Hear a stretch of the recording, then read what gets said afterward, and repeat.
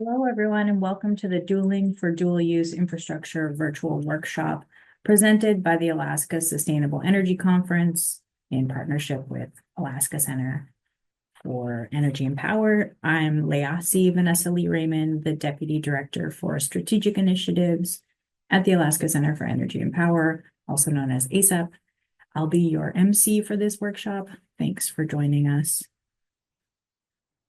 So this spring, ACEP hosted a series of 4 virtual workshops held as 2 half-day Zoom sessions free of charge, leading up to the Alaska Sustainable Energy Conference, which is taking place in person from June 3rd to June 5th at the Denina Center in Anchorage, Alaska. The purpose of these workshops is to take a deeper dive into energy opportunities and challenges facing Alaska today. This workshop is the 3rd workshop in the series, and we have our last one next week, which is called IEEE 1547 Interconnection Standard, Enabler of Technical Innovation and End User Benefit, next Tuesday and Wednesday, which is May 13th to 14th. So this is the 4th year that ACEP has hosted these workshops, and we have brought some of the top experts and practitioners together from Alaska and beyond, including from other U.S. states and internationally, to present at these workshops. They help provide an Alaskan spin, or they allow us to hear from speakers with information that is highly relevant to an Alaskan audience. Previous topics have included energy storage, ocean and river energy, energy and cybersecurity, low carbon energy transitions, carbon capture and sequestration, and nuclear energy in Alaska. All of our previous workshops have been recorded and are accessible online on the Alaska Sustainable Energy Conference website. We have posted the link in the chat in case you want to revisit any of those topics. There is a lot of terrific and very relevant information, so if you're interested in learning more about energy ideas that could work in Alaska, you can click on the link in the chat for more. So, what are we getting into today? Today, we will be exploring dual-use infrastructure from many scales and perspectives. We'll hear from statewide entities such as Alaska Energy Authority and Alaska Municipal League. We'll hear an industry perspective from Converge Strategies, LLC, and we'll hear from federal perspectives, such as the U.S. Department of Energy, the Office of Undersecretary for Defense for Acquisition and Sustainment. That is a mouthful. Tomorrow, the conversation will continue, and we'll dive a little bit deeper into the nuance of federal, defense, and national security considerations. We'll also explore community and community utility perspectives. And so the speakers tomorrow, it's a great lineup, and we'll hear from Sustainable Energy for Galena, Alaska, or SEGA, Unalaska Corporation, Denali Commission, Air Force Office of Energy Assurance, Army G9 Installations, and the Association of Defense Communities. So before we get started, we have a few questions for the group of you to get to know each other, and also so we get to know you. You'll see on the slide how to participate in today's polls.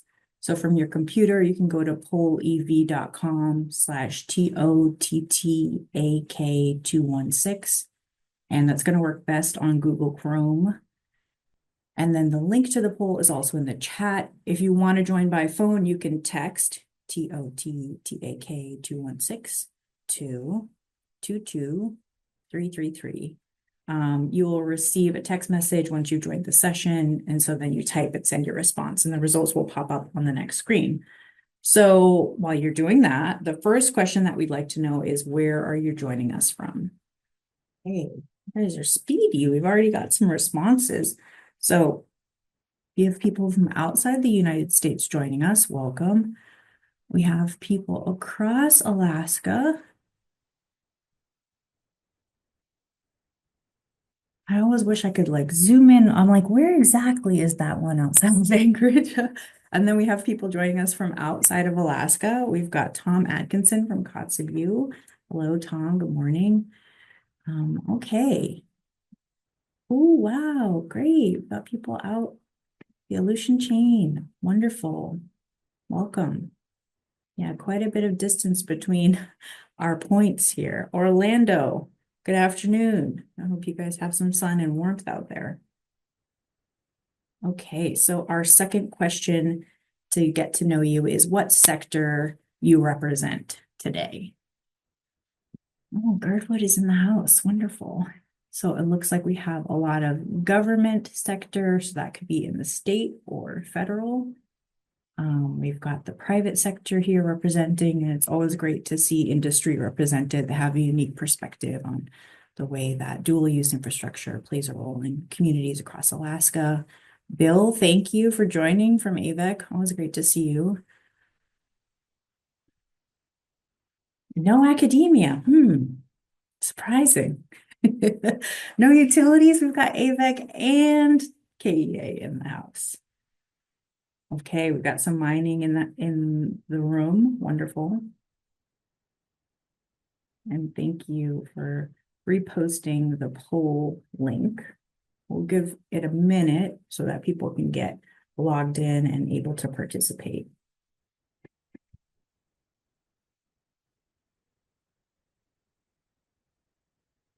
Okay, awesome. So let's move on to our third question, which is a word cloud. And in one word, what are you most concerned about for this topic? And the topic is dual use infrastructure. So I see energy security, I see renewable energy.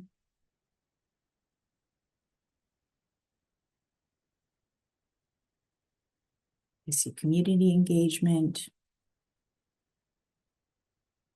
reliability and standards.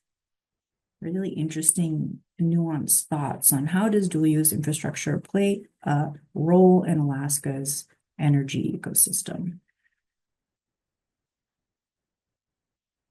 I see capture, which I can only imagine is carbon capture. Marine resources. Really interesting thoughts. Thank you guys for sharing that.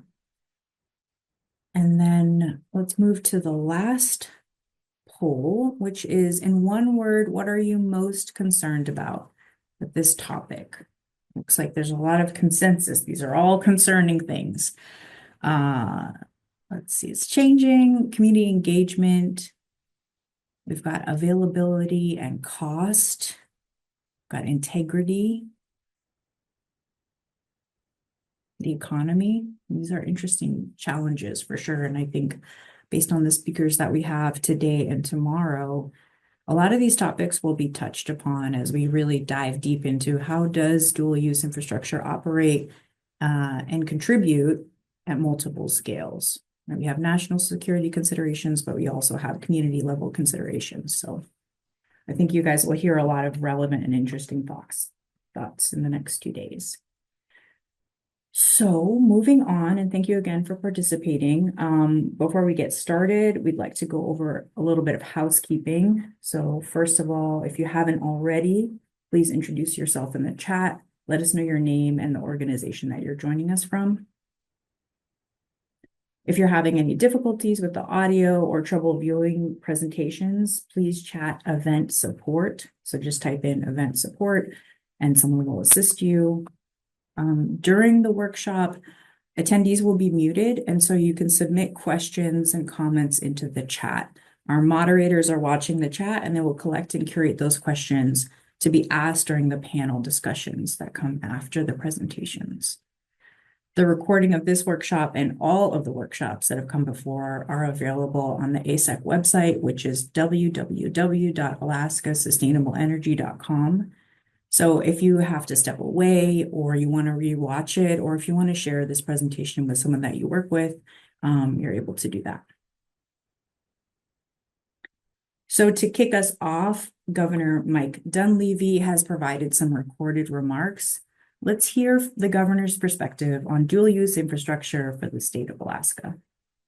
Hello, and thank you for joining us for this virtual Alaska Sustainable Energy Conference virtual workshop. Alaska has a rich tradition of military service, and the Department of Defense has shaped our state profoundly. Our military presence is not only critical to national security, but it's part of the very fabric of society and communities across the state. This workshop explores an important opportunity: how we can better plan and build energy infrastructure that serves both civilian and military needs. Dual-use infrastructure can help us achieve economies of scale, lower energy costs, and improve reliability and resiliency across the board. So thank you for being part of this important discussion, and I look forward to seeing you all in Anchorage June 3rd through the 5th for the Alaska Sustainable Energy Conference. Thank you to the governor for those remarks. And I think that this topic will be a part of ASEC, both on the main stage and in all the side conversations. I think this is really relevant to the state of the world today. So let's get started with the presentations. We're going to start out with a quick overview from Jeremy Casper, who will provide Alaska Center for Energy and Power's perspective on dual use. Jeremy is the director of Alaska Center for Energy and Power at the University of Alaska Fairbanks, and he's the founding co-director of the Pacific Marine Energy Center, a leading U.S. consortium of marine energy research institutes and a Department of Energy designated National Marine Energy Center. We won't be taking questions at this time during Jeremy's presentation, so if you do have any, we'll take note of them and we'll send those to him to respond later. Welcome, Jeremy. I'd like to thank Vanessa and Aaron Whitney and Katie Conway and then Brittany Snart for helping to organize this event. I sent them an innocuous email saying, hey, I've got this virtual workshop coming up that we'd like to kick off. And somehow I managed to drag them into suggesting speakers and helping to organize this whole thing. So thank you for unwittingly answering that email. UAF, so here at the University of Alaska Fairbanks at the Alaska Center for Energy and Power, the Denali Commission, the DOE Arctic Energy Office, we're all heavily involved in this space. And I describe it as somewhat of an emerging space for us as well, but as you heard from the governor, it's also something that Alaska has been doing for a very long time, maybe just some new terminology. And so part of the point of this virtual workshop is to introduce folks to that new terminology, and then gives them some perspective on what they're talking about in the lower 48 and how that relates to Alaska. So thanks for joining. Brittany is with UAF at the Geophysical Institute. She used to be with ASEP, but moved on to bigger and better things. She's actually been spearheading a lot of this work at the university. She recently got a grant from the Office of Local Defense Community Cooperation. So that is a office that it's a sister office we've got some representative folks that will be here from the Office of Secretary of Defense. Old CC is within the Office of Secretary of Defense. And so we'll be hearing a little bit about some of that work that's coming out of that office in the next couple of days. And then the Denali Commission and partners are helping to stand up a dual use working group within the state as well. And these two are complementary efforts. We're keeping track of what we're up to and hopefully kind of expanding this statewide. So in general, the workshop will touch on a variety of topics. We'll start at the high level and then drill down into some of the more local decisions and that decision-making process. We'll hear a little bit about some of the technical discussions. So how do you size a tank farm, for example, in rural Alaska to support dual use? That's not an easy, straightforward question. Similar with a generator. If you're talking about a community that has a small electrical load, and then you are talking about dual use infrastructure, potentially you're talking about going, an order of magnitude difference in needs there. So how do you size that? So these are some of the questions that we'll be trying to get at. As we heard, the intent of these workshops is to dive a little bit deeper into some topics of interest, but also it's really just the start of the discussion. And hopefully folks will follow up on this discussion at the Sustainable Energy Conference itself and through other venues. So dual use, what we're talking about there is systems that serve both civilian and military needs. As I mentioned right at the start, we have kind of a long history of doing these things in Alaska. We didn't necessarily call them dual use. Good examples, Port of Alaska. It's one of 18 Department of Defense designated commercial strategic seaports. Also the Alaska Highway, which is kind of the lifeline to Alaska. That was actually originally built during the Cold War. Actually, well, even during World War II. Sorry, my dates are off there a little bit. So that was actually built for military purposes and then morphed into a civilian infrastructure. Port of Nome, the expansion there has definitely got some strategic implications. Again, it's more on the civilian side right now, but it will probably be a dual asset. Alaska Railroad is another example. So these are things that, they're central to the state of Alaska's history. And so clearly the state of Alaska is a strategically located state. And so defense, military, civilian assets are key to our way of life here. On the energy side of things, the things we talk about when we're talking about dual use, transmission assets, so how you move power from one place to another, generation assets, how you actually produce that power, and then storage assets. So these are all the things that potentially are dual use infrastructure. So we've been doing this for a while. Maybe the term dual use is new to us, but we'll learn a little bit more about the implications there. And then on this one final note on this slide here, development of dual use infrastructure really requires an understanding between parties, and all parties should fully understand what they're committing to, because it is a commitment. And we'll hear from AML a little about what that decision-making process will look like, or maybe could look like. And then we'll hear definitely from the DoD side of things as well. So I'm going to start with a little bit, this is not history here, but a little bit recent activity. Making the point here that in the case of energy infrastructure, I would argue that it's somewhat of a false dichotomy between dual use and civilian use. As we see in Ukraine, the war in Ukraine was really focused a lot of it focus was on energy. So if you start with the Germans' decision to move away from nuclear and move towards Russian gas, that really established the situation in Ukraine where Russia was empowered to, they were basically getting a lot of revenue from Europe and their sales of gas to Europe. And so it set up the situation where Russia felt empowered to actually invade Ukraine. There's a number of gas pipelines that are going through Ukraine, so part of it was about controlling that supply. There's also, if you look at the hybrid warfare tactics, where people were actually attacking civilian infrastructure in subtle ways. Nord Stream's a good example. It's hard to pin down the actors in that case, but again, the energy infrastructure was a target in Ukraine. And so to say that you can kind of separate energy infrastructure into a separate category is really a difficult argument to make based on what we're seeing in Ukraine. So there's kind of that hybrid warfare, but there's also direct attacks on infrastructure in Ukraine. So upper right there is a picture of a dam that was bombed. Again, on the upper left, you got the Nord Stream, which is kind of an example of hybrid warfare tactics where it's hard to attribute who's doing what. You're kind of shadow actors they're doing these activities.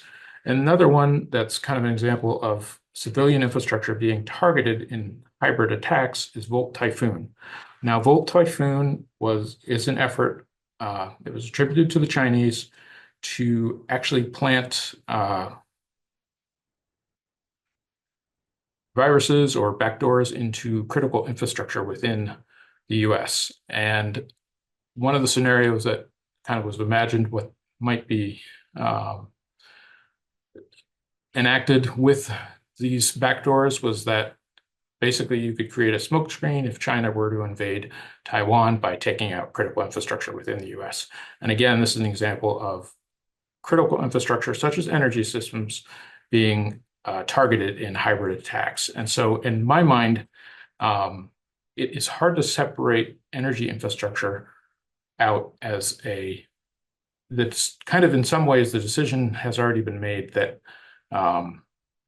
energy infrastructure in a conflict would be a target, regardless of whether it's considered dual use or not.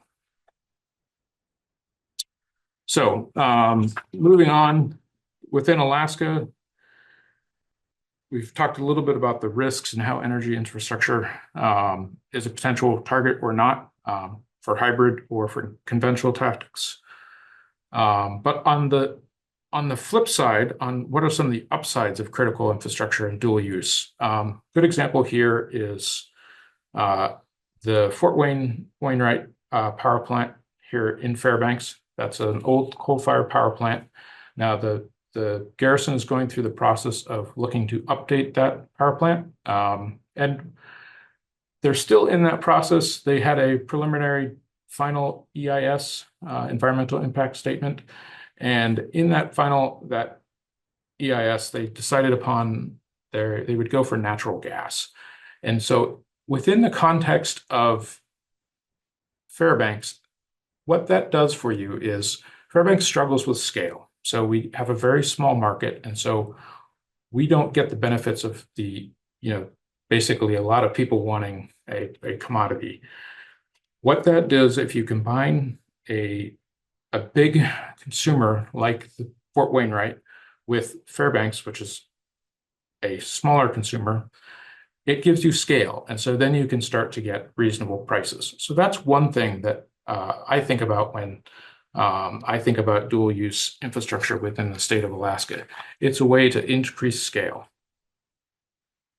So along those same lines, there was a recent article in the Northern Journal, which talked about how Golden Valley is very dependent, particularly their consumers, on large customers such as the mines. And so we've got two big mines in the Fairbanks area that consume about 20% of the electricity generation from Golden Valley. The Northern Journal article was interested in how that might support renewables, but one of the things that wasn't really pulled out there is that question about scale.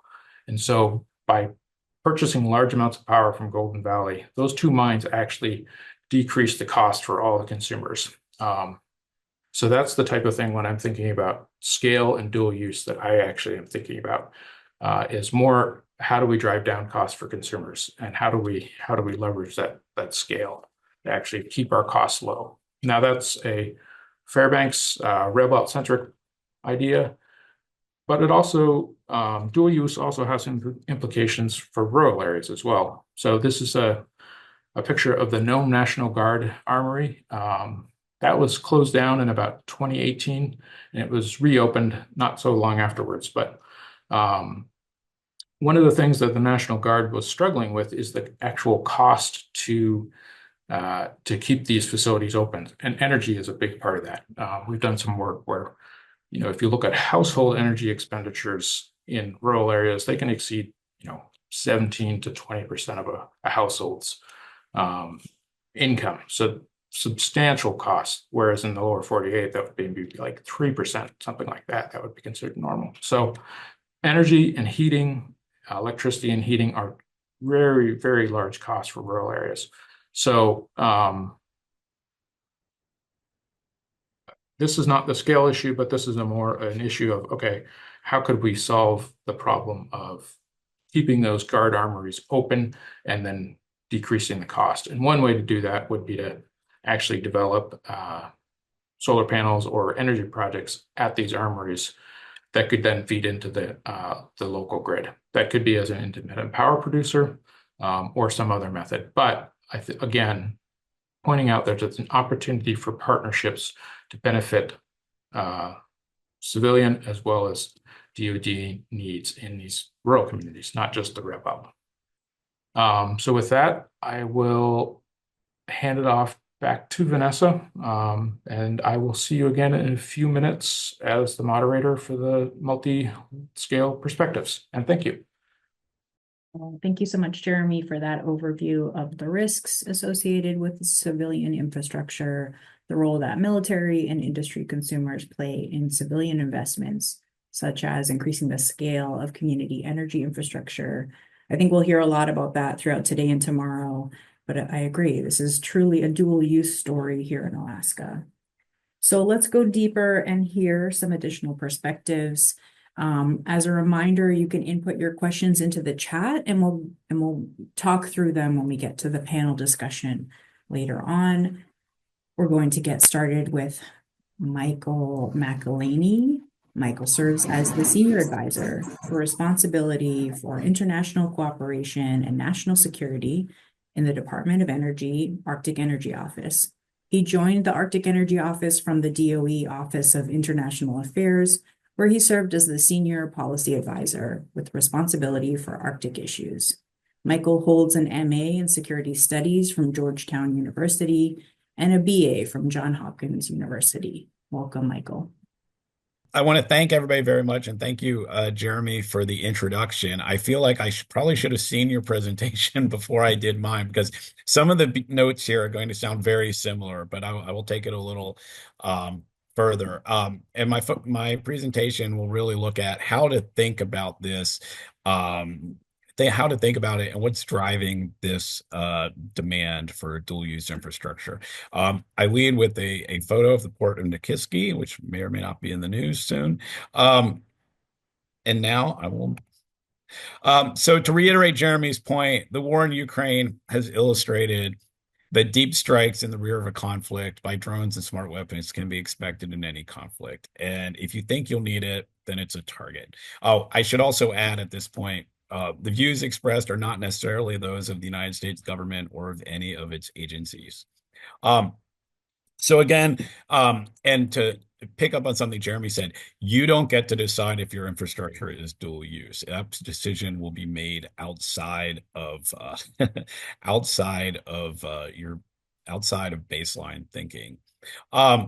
The Arctic as a region, of course, is growing in strategic importance. It is growing in strategic importance for our adversaries, even faster than it is growing for us and our allies. Of course, as Alaskans, the Arctic is extremely significant to you, but Russia has bet their entire country on the Arctic and in developing its resources and establishing a national center of gravity there to a large extent. And China is very interested in that as well. These trends are likely to continue. When and if the current war ends, I think we'll see a redoubling of effort in the Arctic by Russia and, again, China following in their footsteps. So the map speaks for itself. I'm sure you've all seen it before. Environmental changes are also accelerating. Again, old story in Alaska. It's not just an Alaska story, but it's driving consolidation in hub towns and creating an infrastructure desert where tax bases and users are slowly or sometimes rapidly declining, reducing human presence, reducing the natural voter base, tax base, economic base for the infrastructure that is needed for response and other operations within the region. This is something that needs to be planned on. Again, can't reiterate enough, the default option is long-term economic failure for many communities across the Arctic. So something more is needed, planning for the future. And that includes planning for future operations. Again, stuff that can benefit communities now, but benefit response in the future.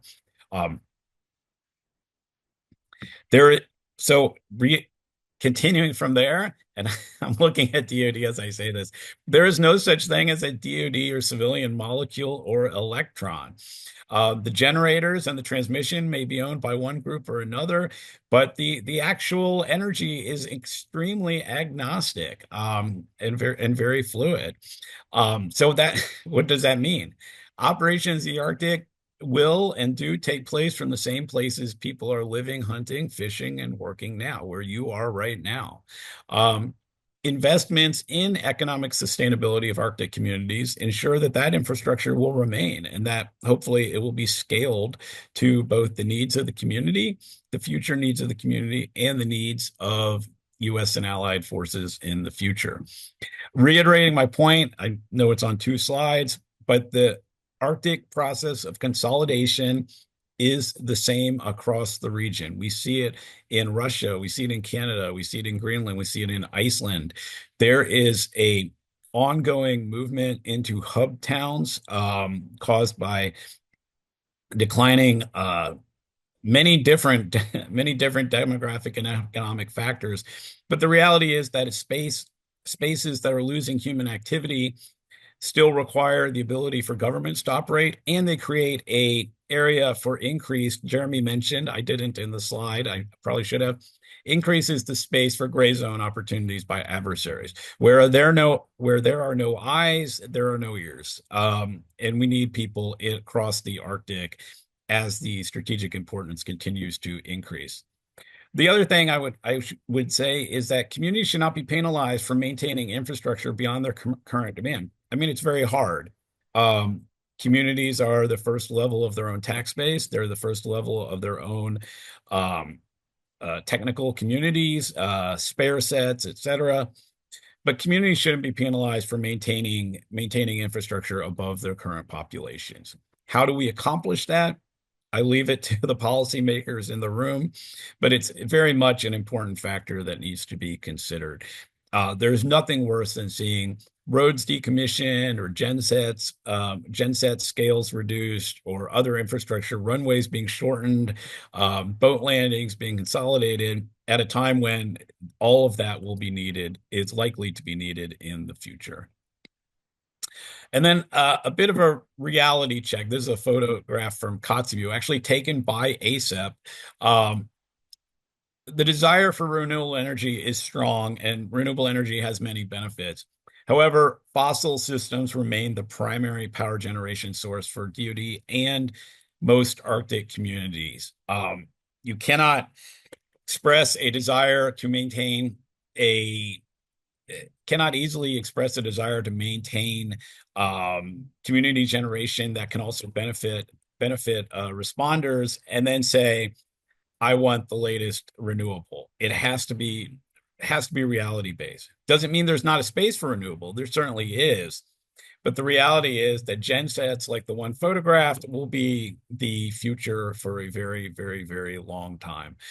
Again, both locally and from forces deploying in. So integrating fossil and non-fossil, integrating fuel storage, again, beyond the level, as mentioned by Jeremy, is vitally important. And then Jeremy mentioned these, so some of these, so I will not belabor too many of those. The Port of Nome, absolute number one critical investment, critical for the future of the region, for the state, for the community. Cannot stress enough how important it is. You all know that, you're Alaskans. I'll mention the Aleutians. Investments there would very much benefit both the communities, would also benefit our northern flank of the Pacific and the opening of the Bering Strait. I know there's substantial interest in that, and from the Alaska congressional delegation and from communities within Alaska. I would say watch that space. And these, both Dutch Harbor and ADAC would benefit from increased economic investment in the energy sector. And then one that hasn't been touched on is the ice pact. People think dual use infrastructure, and it gets very terrestrial very fast. And ships are just as much dual use infrastructure as roads or railroads. And I should probably mention the Alaska Railroad as well, as an enormous resource. But the investments in icebreakers being made by the federal government, both the Polar Security Cutter and the new Arctic Response Cutter program, whose RFI is out on the street, will enormously benefit economic growth and economic sustainability of communities across the Arctic, and especially in Alaska. The cheapest way to move goods is always by sea. Having the ability to maintain those sea lanes, both against ice and against interference, and to have safety and response, is absolutely essential. So cannot stress enough, every dollar spent on icebreakers is an investment in the future of Alaska communities that depend on water shipping. We really need to talk about that. We really need to talk about it. Our allies and our adversaries are heavily investing in icebreakers as well.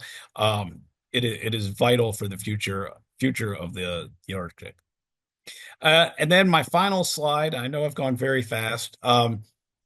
Too many sites in the Arctic are single points of failure. There is very little there is very little fallback, backup, or redundant infrastructure across the Arctic. It's a single bridge, a single generator, a single radar station, a single wireless tower, a single dock in too many places.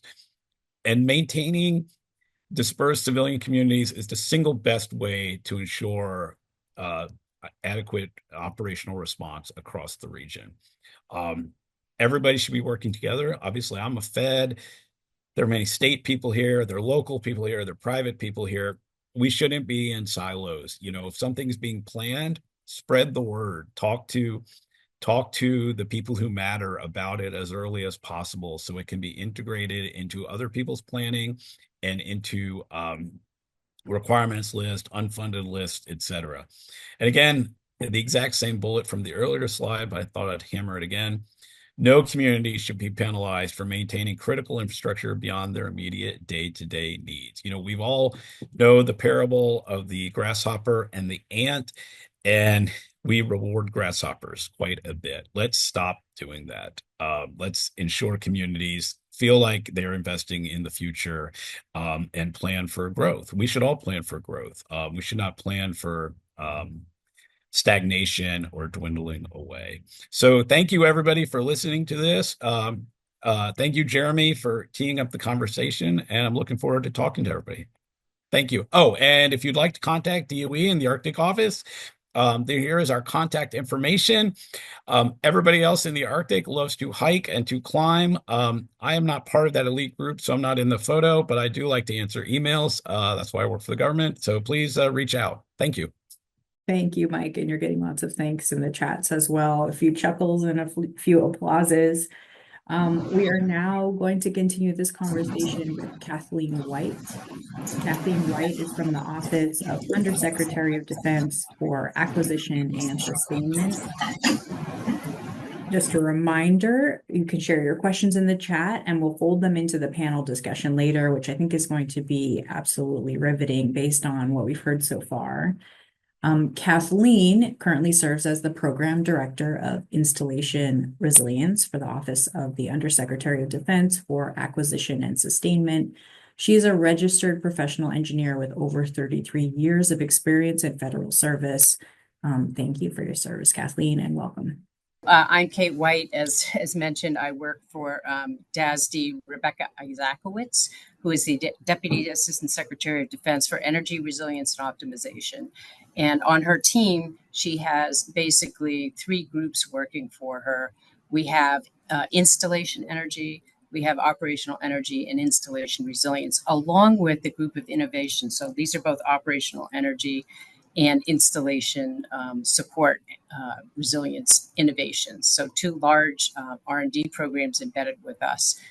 Basically for us in our ERO is the idea is that resilient communities plus resilient installations plus resilient forces equals joint lethality and defense and deterrence. And this is a primary aim of the current Secretary of Defense and of the Commander-in-Chief. So a little bit, if I can make this go forward, let's see. Doesn't really, for some reason, it's not advancing. Okay, there we go. So this is our mission, protect and sustain warfighter readiness. So this is very similar to what you've already heard from other people, that each of us has a mission when we work together, and when we have redundancies, we can get beyond the single point of failure. So we're always trying to look beyond that single point of failure.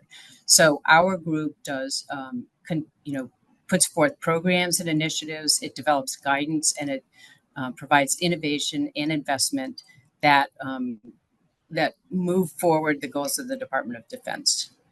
If I look at the bottom line up front, we have an authority through the enhanced use leases per Title 10 U.S. Code Section 2667 that allows us to do these dual use activities on military land. And this could be renewable energy projects, or it could be wastewater or other utilities. The installation commander is your beginning point of contact to begin to think about any kind of dual use. And then we have decision points and processes that we follow to help us move through the process. So the first is, and I'll talk about these in a little more detail, assessing future energy and energy resilience needs from the department, identifying design and construction opportunities and constraints, following the applicable acquisition requirements, and then also, and I'm going to get into this a little bit more, performing a foundational assessment of observed and reasonably foreseeable natural hazards, future natural hazards, and environmental conditions that would impact the project design and construction, operation, maintenance, and our own resilience during that period. And this assessment drives the really tough questions we face in the Department of Defense right now. Do we adjust or defend in place at an installation or site? Do we change the mission, or do we relocate some or part of the site elsewhere in order to continue to carry out the mission? So for physical context, when I look at the map of Alaska, what I see is different than sometimes what we see about DoD lands, right? People say, well, DoD has so much land. But really, we're the baby here in Alaska. We're listed at somewhere between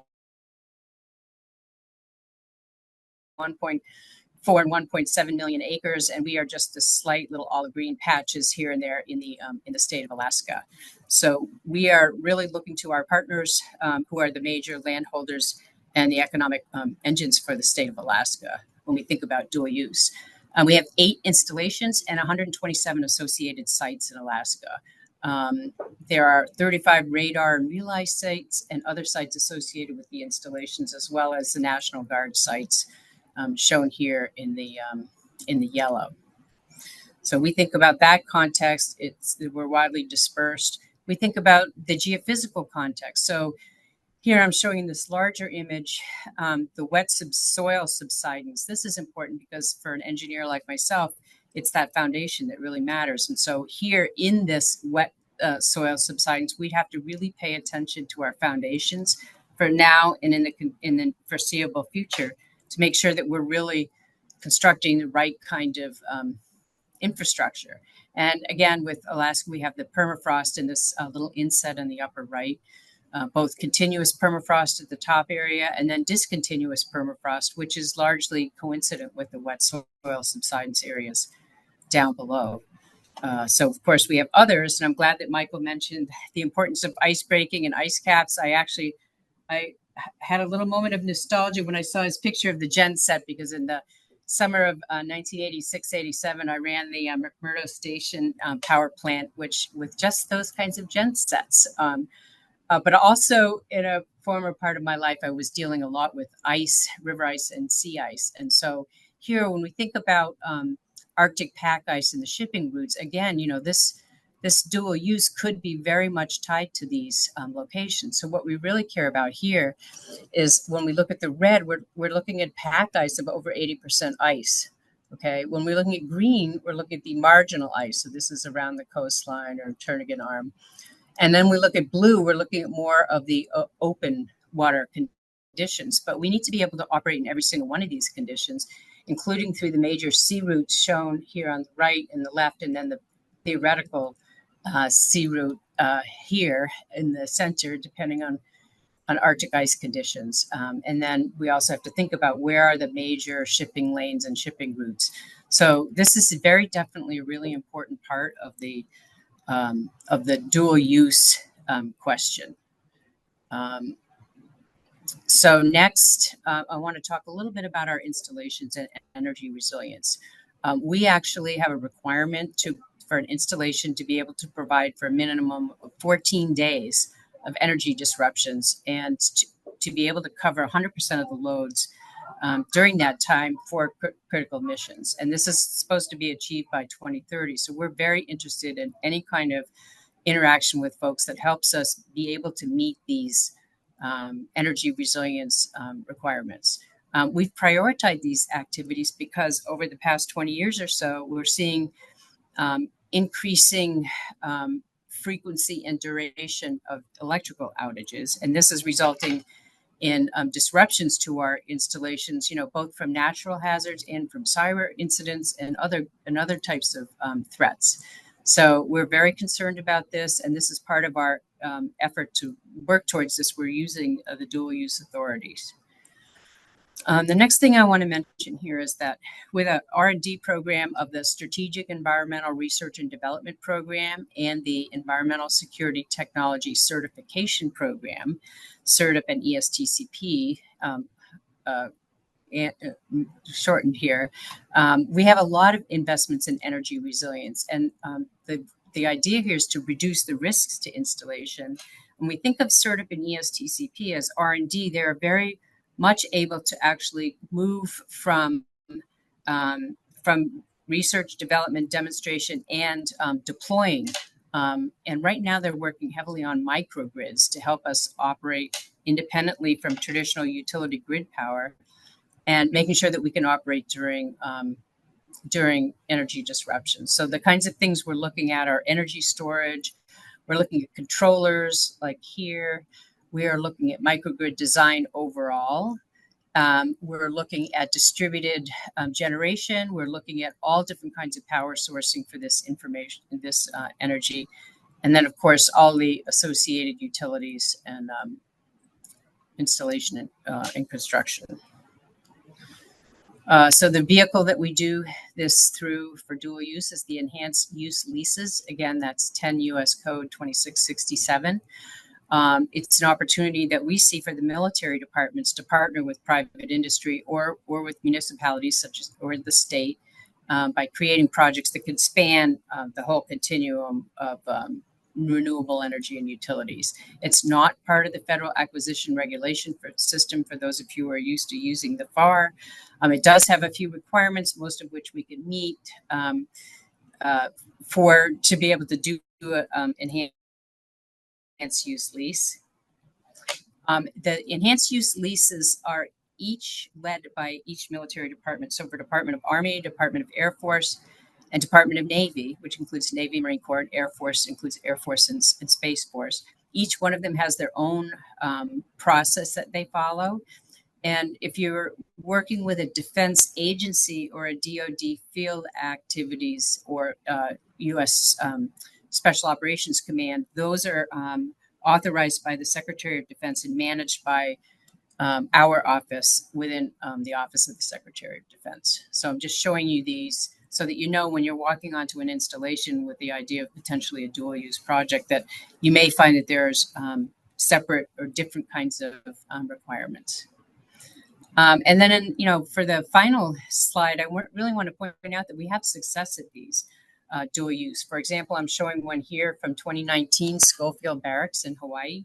And here we have a 50 megawatt microgrid project that we are able to, it's a biofuel generation plant that we're able to power, enhance grid resilience for ourselves, but also for the surrounding community during an emergency. We've got a couple other success stories, a large solar execution with the state of Arizona Public Service. Eglin Air Force Base in Florida has solar with Gulf Power. And then we have for Nellis Air Force Base in Nevada, we have a wastewater utility example of an EU well. So we have used these and people are familiar with the procedures. So if it's something that you want to look into, again, you'd start with your installation commander and then move through the process for whichever military department you're dealing with. And that's all I have for now.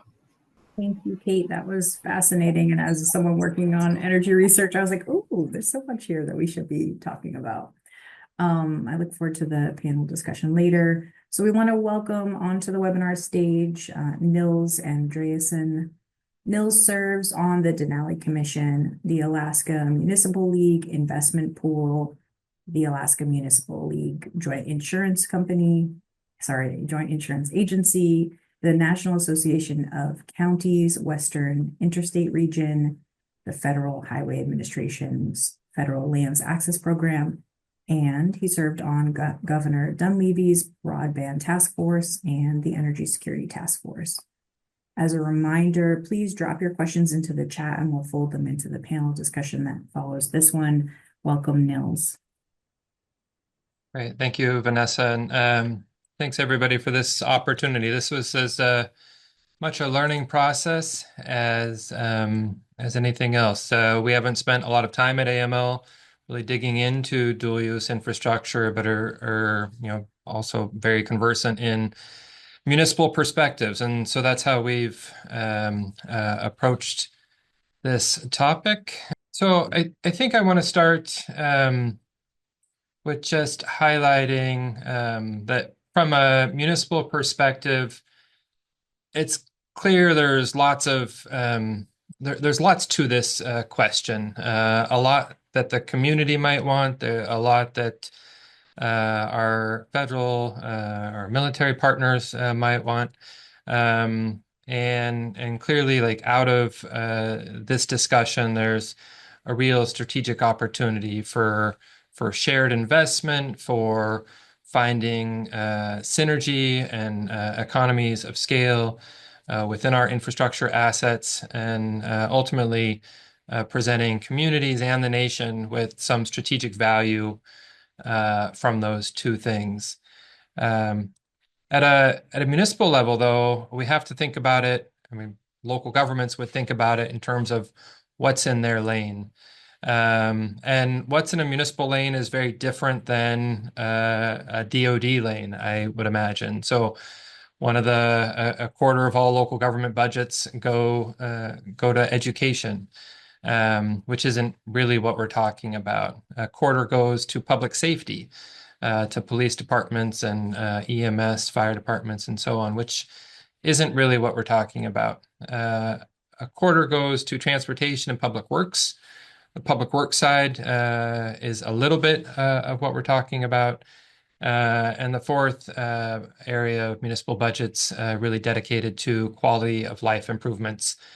So I think these lanes, these authorities and jurisdictions of local government are important for us to think about, that as we're exploring dual use infrastructure and the benefits and the synergies that present themselves, really do want to think about, like, where do they line up with municipal authority, state authority, and ultimately the perspectives that residents might have.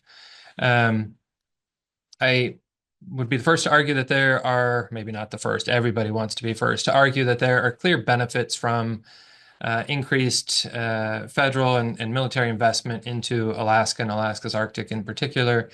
This is a region of the nation that is generally underdeveloped, that is seeing increased activity, both maritime, but also military and resource development. And so there is real opportunity for dual use infrastructure to deliver benefits to communities and the region. Those benefits can include improved resilience and redundancy. And I like the description of how the investment in Hawaii has contributed to that. There's an opportunity for economic development and federal investment, private sector activity that could create jobs and so on. There's a cost efficiency, technology transfer. We all get better maybe from new and improved infrastructure investments that occur. And overall, there's strengthened local and federal partnership. I think it's always a good thing when federal agencies really better understand what's going on at the local level and can translate that into how to better protect, serve, support America's cities and county equivalents, our boroughs. I also would be remiss if I didn't kind of point out that there are risks and challenges to this effort. And ultimately, I don't know that a solution is just having it be delivered from the top down. One of the things that's really important to local governments is local control and local decision making, representing the interests of local voters and taxpayers. So really understanding what and how to manage local control and access will be important. I think Jeremy pointed out some of the security and cyber vulnerabilities that might be out there for a lot of our communities in Alaska, where there isn't military or security apparatus. They're not targets, right? And we want to think about, if if investment results in a different type of targeting or risk level to those communities, how do we mitigate that? We want to think about uneven economic benefits, and then more broadly, kind of environmental and cultural impacts. And for a state that's still dealing with a lot of brownfields cleanup, abandoned oil and gas wells, we're very conscious of past projects that have left environmental and cultural consequences for years to come.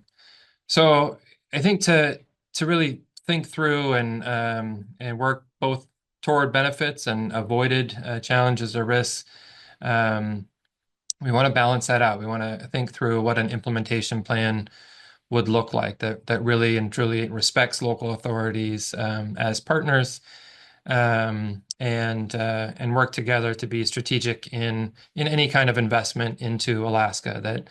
That strategic investment shouldn't be episodic. It shouldn't be. We should be really thinking about it as a meaningful collaborative effort between Alaska's municipalities, and our partners at the federal level.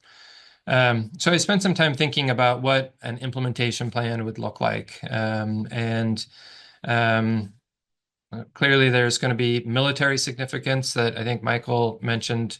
This was going to be a high priority for determining where assets are deployed and what they look like. There's going to need to be some level of economic and commercial relevance. We're going to have to understand the community impact and need, and then really have a firm grasp of what readiness looks like when it comes to current or existing infrastructure. And there's a lot of ways to capture all of that, all those criteria in a variety of ways. Phase two is really to leverage a lot of the data analysis that we have in the state, and between our university system, state agencies, federal agencies, who could put a lot into evaluating not just that baseline infrastructure, but the potential for military and federal assets, and to review the available community and economic data. A lot of partners in the state who could collaborate to evaluate where we're at and where we could be headed. This is a great opportunity for being strategic in this space. We want to understand what communities think. This, again, shouldn't be a top-down approach, or from the federal side, a selection process that ignores regional or local input. And we'd really want to figure out what those preferences are at the local level and what are the mechanisms to contribute those preferences. I made up a scoring criteria for how to go, when you get through a strategic plan, here's how to have some kind of balance to what comes out on the other side. And these weights aren't real, but this would be part of a negotiation, right? If we're looking for dual use, mutual benefit, shared opportunities, we want to think about how we weight these in respect to the various partners that will end up contributing to its deployment. And ultimately, we want to make sure that at the site level, within each community, we've got feasibility studies that take into account the technical, environmental, and economic assessment needed. We want to make sure that these projects fit into broader planning documents at the state and national level, and make sure we have a clear understanding of how these things are funded. I do want to spend just a little bit more time on some of the risks involved.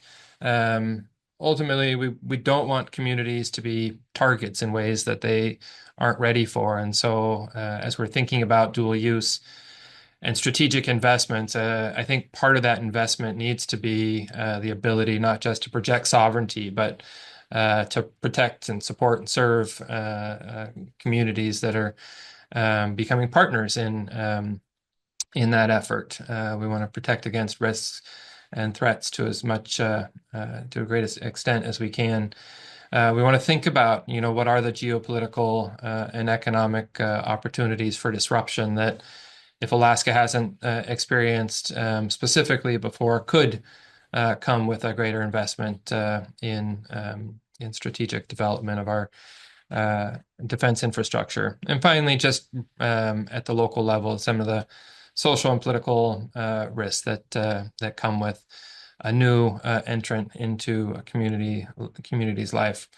So there's ways to mitigate that, and that's just part of the strategic planning process that we would encourage, that we want to think about and build for resilience and redundancy. We want to ensure that we've got enhanced cybersecurity protocols, that we've done a good job of engaging with communities and ensured transparency as part of our decision-making process. We want to, I think there was a mention of mechanisms for legal and governance clarity. We want to make sure that those are representative of all the parties. And finally, thinking too about broader emergency preparedness and response when it comes to risk management.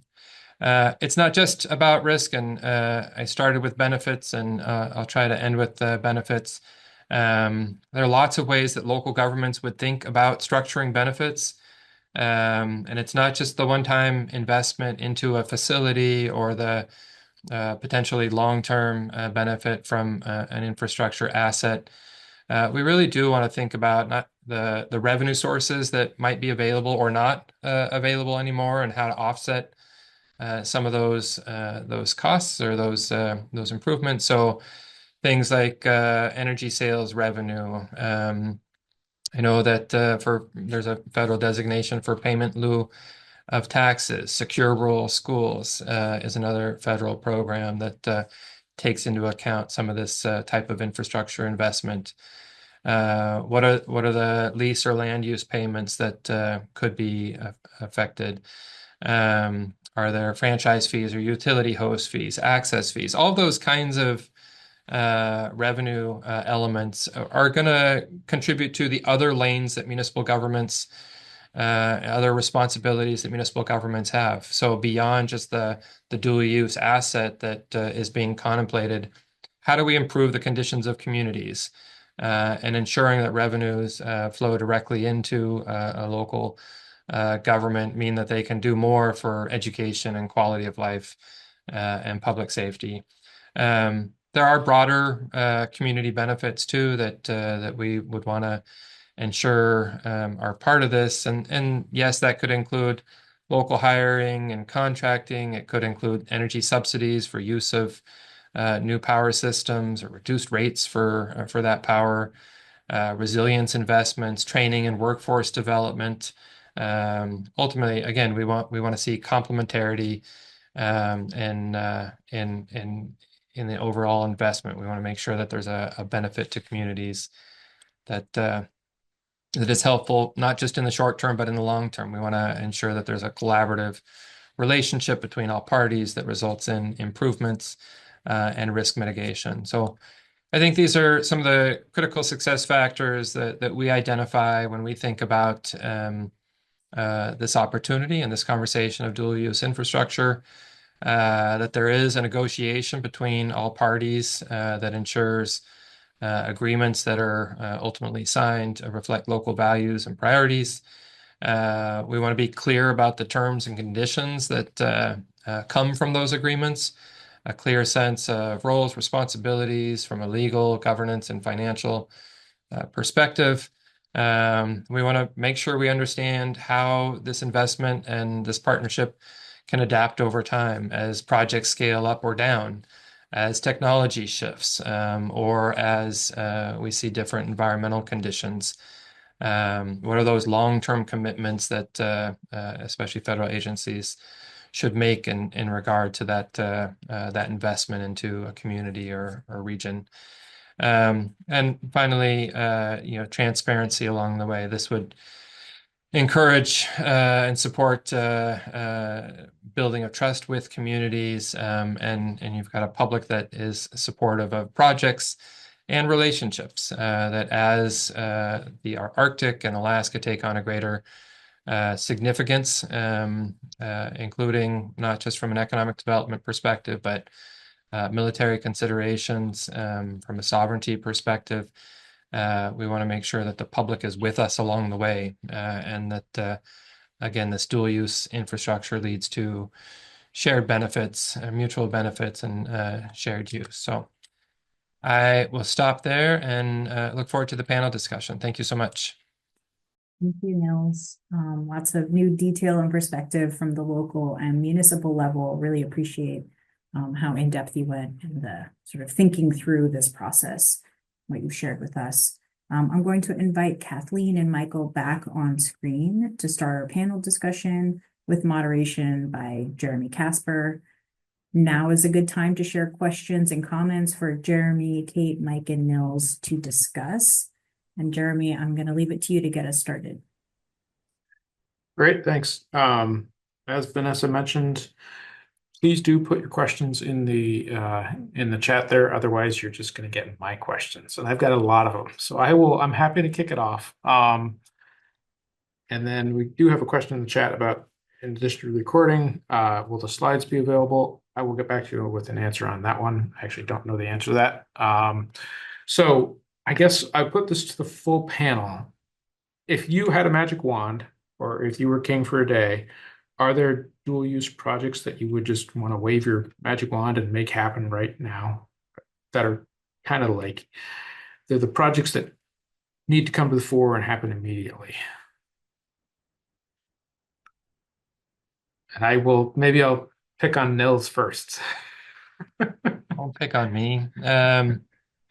I can't pick projects, right? They're all our members. So I will say, I mean, I've got a background in Arctic work too, and I remember there's been a long conversation about, the maritime infrastructure needed in Alaska. We've talked about an Arctic port and really moved pretty quickly from Arctic port to a port system that has that redundancy that allows for multiple ways to support not just communities, but different access points within some of the routes that might be utilized. So, I mean, I think that coastal infrastructure, one, it's almost all owned by local governments, and two, supports already a lot of economic activity. So bolstering our ports and harbors system is pretty critical from my perspective. Thanks, Nils. And as an oceanographer, I kind of felt bad after I saw Kate and Mike's presentation because they talked about the ocean. I didn't talk about the ocean at all. So I appreciate that perspective. With that, I'll hand it off to maybe Mike. Yeah, Wave magic wand. I think I fired my magic wand in my slides. The Port of Nome would be fully operational in its full scope yesterday, and icebreakers would be rolling off the shipbuilding lines like toasters. It would be a wonderful, wonderful thing, and they're closely linked. I think the odds of needing an icebreaker in a port in the Bering Strait will happen faster than either of those will be delivered, unfortunately. So every day we can speed those up is well spent. Yeah, good point. Especially, I think I was just reading some articles this morning about the current administration wants to open up some drilling areas far offshore in the northern Chukchi. So that, to me, would elicit the need for icebreakers sooner rather than later. They are multi-purpose ships. They are great. Great. There aren't nearly enough of them under our flag. Thanks, Mike. Kate, I'll turn it over to you. I guess I unmute. Yes, thank you. Yeah, so I agree with both of those, the ports in general, the coastal infrastructure, and also the Port of Nome and the icebreakers. For us, we currently have an Office of Local Defense Community Collaboration grant in place with Alaskan communities to examine potential dual use locations, and so I would that's a sister office to us in the Assistant Secretary of Defense for Energy Installations and Environment, and so I would defer to them and how their process works out over the next year or two. Thanks. And I believe, I could be wrong here, but I believe that's a grant that Brittany Smart is participating in, through Patrick O'Brien's office, with Old CC. Could be wrong on that, but, Brittany's not here to defend herself, so we'll give her credit for that. Uh, and I'll switch again back to the, Mike, you mentioned you were the first person to bring up the icebreakers. Kind of, should we be thinking about, like, what's a dual use asset in this case? Coast Guard icebreaker, the Healy. I assume I mean, it's operated by NSF, right? It's owned by, or maybe I've got this backwards, but that's kind of a multi-purpose vehicle. Is that dual use? Um, it, it is so the Healy is operated and owned by the Coast Guard. The NSF funds and schedules the science missions of the ship. It that's really not, science and research. That's not really the example when I was speaking about, but it is a good example that I hadn't really emphasized. But when I was speaking, I was thinking more like the investments in icebreakers to, again, maintain sovereignty, maintain surveillance, or also the investments in keeping the port open, keeping the community store full of Doritos. They are that same dollar building and operating that ship supports both ends. Um, but it is very true. It's also scientific. There is also scientific dual use in multiple platforms, whether icebreakers, satellites, aids to navigation, all sorts of fun stuff. Um, Jeremy, I Yeah. was going to add too, maybe just to the discussion of maritime and icebreakers. I think it's worth point. So what happens offshore doesn't stay there, right? So I think that linkage between offshore and onshore, whether it's icebreaker routes, home porting, Arctic drilling, and I think it all comes back. I mean, there's a supply chain, there's community-based, coastal-based infrastructure. There's linkages to, at least in Alaska, to our urban centers, and whether it's the Port of Alaska or even any types of other military infrastructure in the interior. So I think connecting the dots is really important as part of this conversation. It can feel like offshore is really far away sometimes and not within our control, but it all comes home at some point, and we've got to think about what does home look like. And I hope it includes Doritos, and lots of other pieces. Thanks, Nels. Yeah, we're really getting to that. I think I like this. We're having the discussion really about the multiple scales that we're talking about here. I guess just to cap that off, a nice illustration of come back to the Healy, 2010, it actually escorted I think it was the Renda, an ice strengthened Russian fuel tanker into Nome in 2010, basically because of whether they couldn't get that oil in earlier in the season. Took that oil in, filled up their dual use fuel tanks. Yeah, so that I think I like the maritime theme. I'll switch away from that a little bit. So I'll maybe ask you a question, Nils.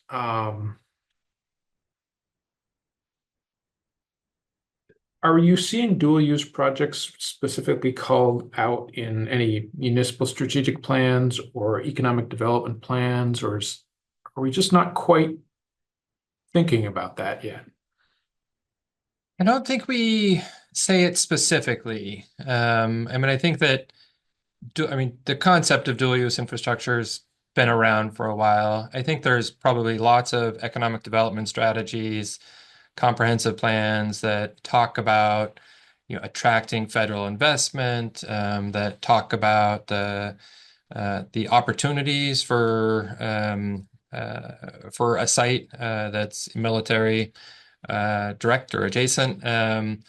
But I don't know that we've really operationalized that in any way, and or started thinking through what would the steps take to actually get from opportunity or place-based activity to a relationship that results in investment. I mean, Nome has done, I think Nome and Alaska have done good jobs of probably articulating that. Kotzebue, I see Tom, I see others on the call from COTS.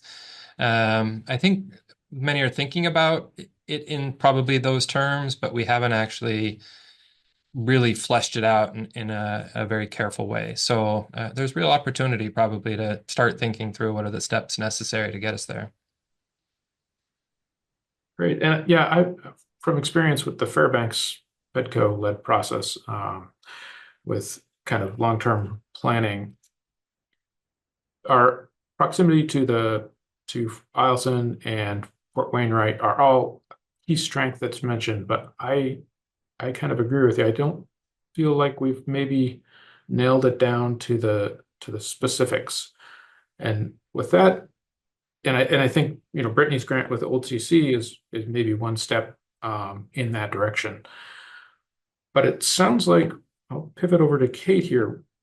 We have to be pretty when we're talking about these things. You've got some very specific definitions that we need to be careful of. Right.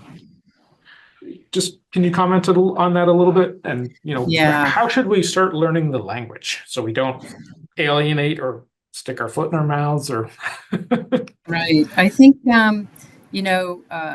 potentially there's an opportunity here for us to bring together some of the folks where we already have established dual use projects, primarily the microgrid projects, right? Because we have a requirement for that installation resilience. And another example I want to point out that has been used at times is during wildfires in California, our installations that have a microgrid have run off their own power so that the local communities can actually use the remaining power without potentially suffering from the brownouts that can happen. So I think there's a number of ways we could do it creatively. Again, the wastewater idea is another potential way to think about this. So if we could figure out a way to bring together, perhaps with Mr. O'Brien's Old CC grant, folks, bring together a group of people who have facilitated this in different communities around the United States, it might help people to understand what the process looks like. And again, because of the way the law was written, each military department is going to have its own process. We're not going to have just one simple process. Thank you. Yep, of course not. Thanks. And since Brittany's not on the call, she's attending her daughter is a award-winning cheerleader, so she's out of town for that. That means we get to assign her an action item. Perfect. I like it. I will pivot to the chat a little bit, and maybe Nils or Mike or Kate, the answer to this. Larissa, who's one of our speakers tomorrow, asked a question: does Nome have a dedicated U.S. Customs and Border Protection office on site? I cannot recall. It's been a long time since. I can't. I've never traveled internationally from Nome, but I've met with CBP, Alaska, and Northwest many times. I believe they have a rotational presence, and of course, if they're aware of stuff, they will pre-deploy. But I do not believe Nome has 24/7 presence by CBP. So there's definitely a room to increase capacity there. But my understanding is there is an office. It is just not, it's not 24/7 or 365. And that lines up with my, they have one officer we have in the chat there. Oh, well, there we go. Well, maybe There we go. are Perfect. 65 now. Great. Yep. I was going to say my experience goes back, almost 2 decades now. Last time I had to even think about something like that. And at that time, I don't believe we were working off a Russian research vessel. Don't believe we had the ability for the Russians to go through customs there, but probably old information. And I guess this is an overarching question to the group. Do you think there's an ideal way to engineer these projects to kind of increase community resilience and DoD resilience? Sounds like, Kate, there might be some examples where these types of things have happened. And Nils, you talked a little bit about how you might design a process. Maybe let's expand on that a little ways. It's obviously multifaceted and complex, but A, are there good examples where this has happened? And B, what did that process look like? Yeah, so I'll just dive into that. Yeah, we do have some examples of where the process has worked in different kinds of geographies, different kinds of energy grid situations. You could tie microgrids to renewables with battery electric storage. You could tie them to on-site generated um, power. Uh, we, I mean, I think the real point is, does the defense community have a need for resilient power? Does the installation or the local site have a need for that resilient power? And can they work together to come up with a way that would be meeting the needs that Niels raised about, strategic targeting and those kinds of questions and cyber, and find a way to operate during different times to enhance the resilience of both? Yeah, I think it's interesting too that, I mean, at least in my quick response to your first question, Jeremy, about where are their projects, I immediately jumped to transportation, right? It was all like that's a big part of it. And I haven't seen so much on the energy side, but I imagine there's a transportation energy nexus here that we probably is a big priority to be focused on. And if we can match energy and fuel, power and fuel needs with transportation security apparatus. I mean, I think that's probably a good first step. I think it's challenging too in Alaska because everything's a microgrid. And so I really think about scale I mean, this is so much of this is about right sizing, not just for the community, but for like scaling up pretty up, increasing that scale to meet the needs of the military. And I don't know how to do that effectively, but that's probably where we need those examples, and some of the feasibility analysis to like how much can you scale up without really being disruptive, or how do you have a system that's the right capacity without adding to the current burden of a microgrid or a community? How do you connect communities? So I think that right sizing is really going to be important as we think about if it's transportation plus energy, that, or if it's just energy, what will that look like for the needs that the military might have? Mike, anything you want to add there? Yeah, I think those were both really good points. I would say Niels mentioned right sizing. I gave my speech about maybe think about upsizing. But again, it depends on the carrying capacity of the community. I think another thing that we haven't mentioned, if you go back to my earlier slide, might also want to think about dispersal. If a community became an operating location, or if the community became involved in something sustained, the airhead or the pier is more likely to be the center of activity than the than where the population center is. So think about, what does your community look like when there's 1,000 extra people there who are flying every day or sailing every day? What does your community look like when the most important piece of equipment in the world might be surrounded by houses? Maybe you don't want it surrounded by houses. So please think about dispersal and where the community center of gravity might be in a different context.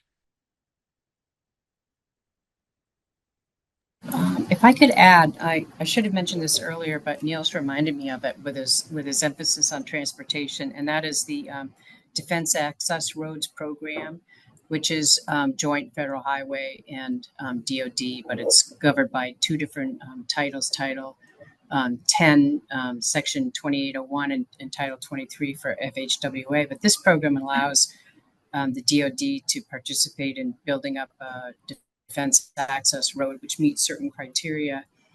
It's then turned over later to the local municipality or to the state for operation and maintenance. But the basically the upgrading of that to meet particular requirements for infrastructure, transport, multimodal transport could be possible. Yeah, thanks for adding that. That got the wheels spinning for sure. I mean, there's certainly, I think we have Tom Atkinson here from Kotzebue. They're in the process of building out their Cape Blossom port. I wonder if they've looked into that. But also Seward Peninsula, back to the Nome area. Port Clarence out there. Port Clarence is kind of on the western, my geography is not great, but western edge of Seward Peninsula. Nome is a little bit southeast of there. Got it on the map there right behind Nils, but also there's some critical infrastructure. There's mining in that area as well. Graphite One is a new potential mine that's kind of halfway in between those two. That might be an opportunity there as well. I'm not sure if the critical minerals falls under that as a strategic priority. And it's not something we've talked about, but seems like there might be an opportunity there.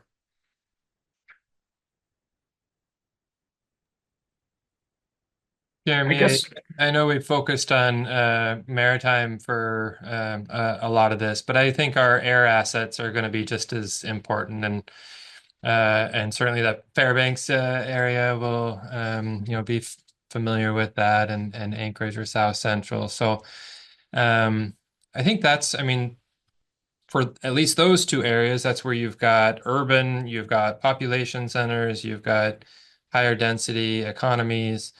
So energy build out in that corridor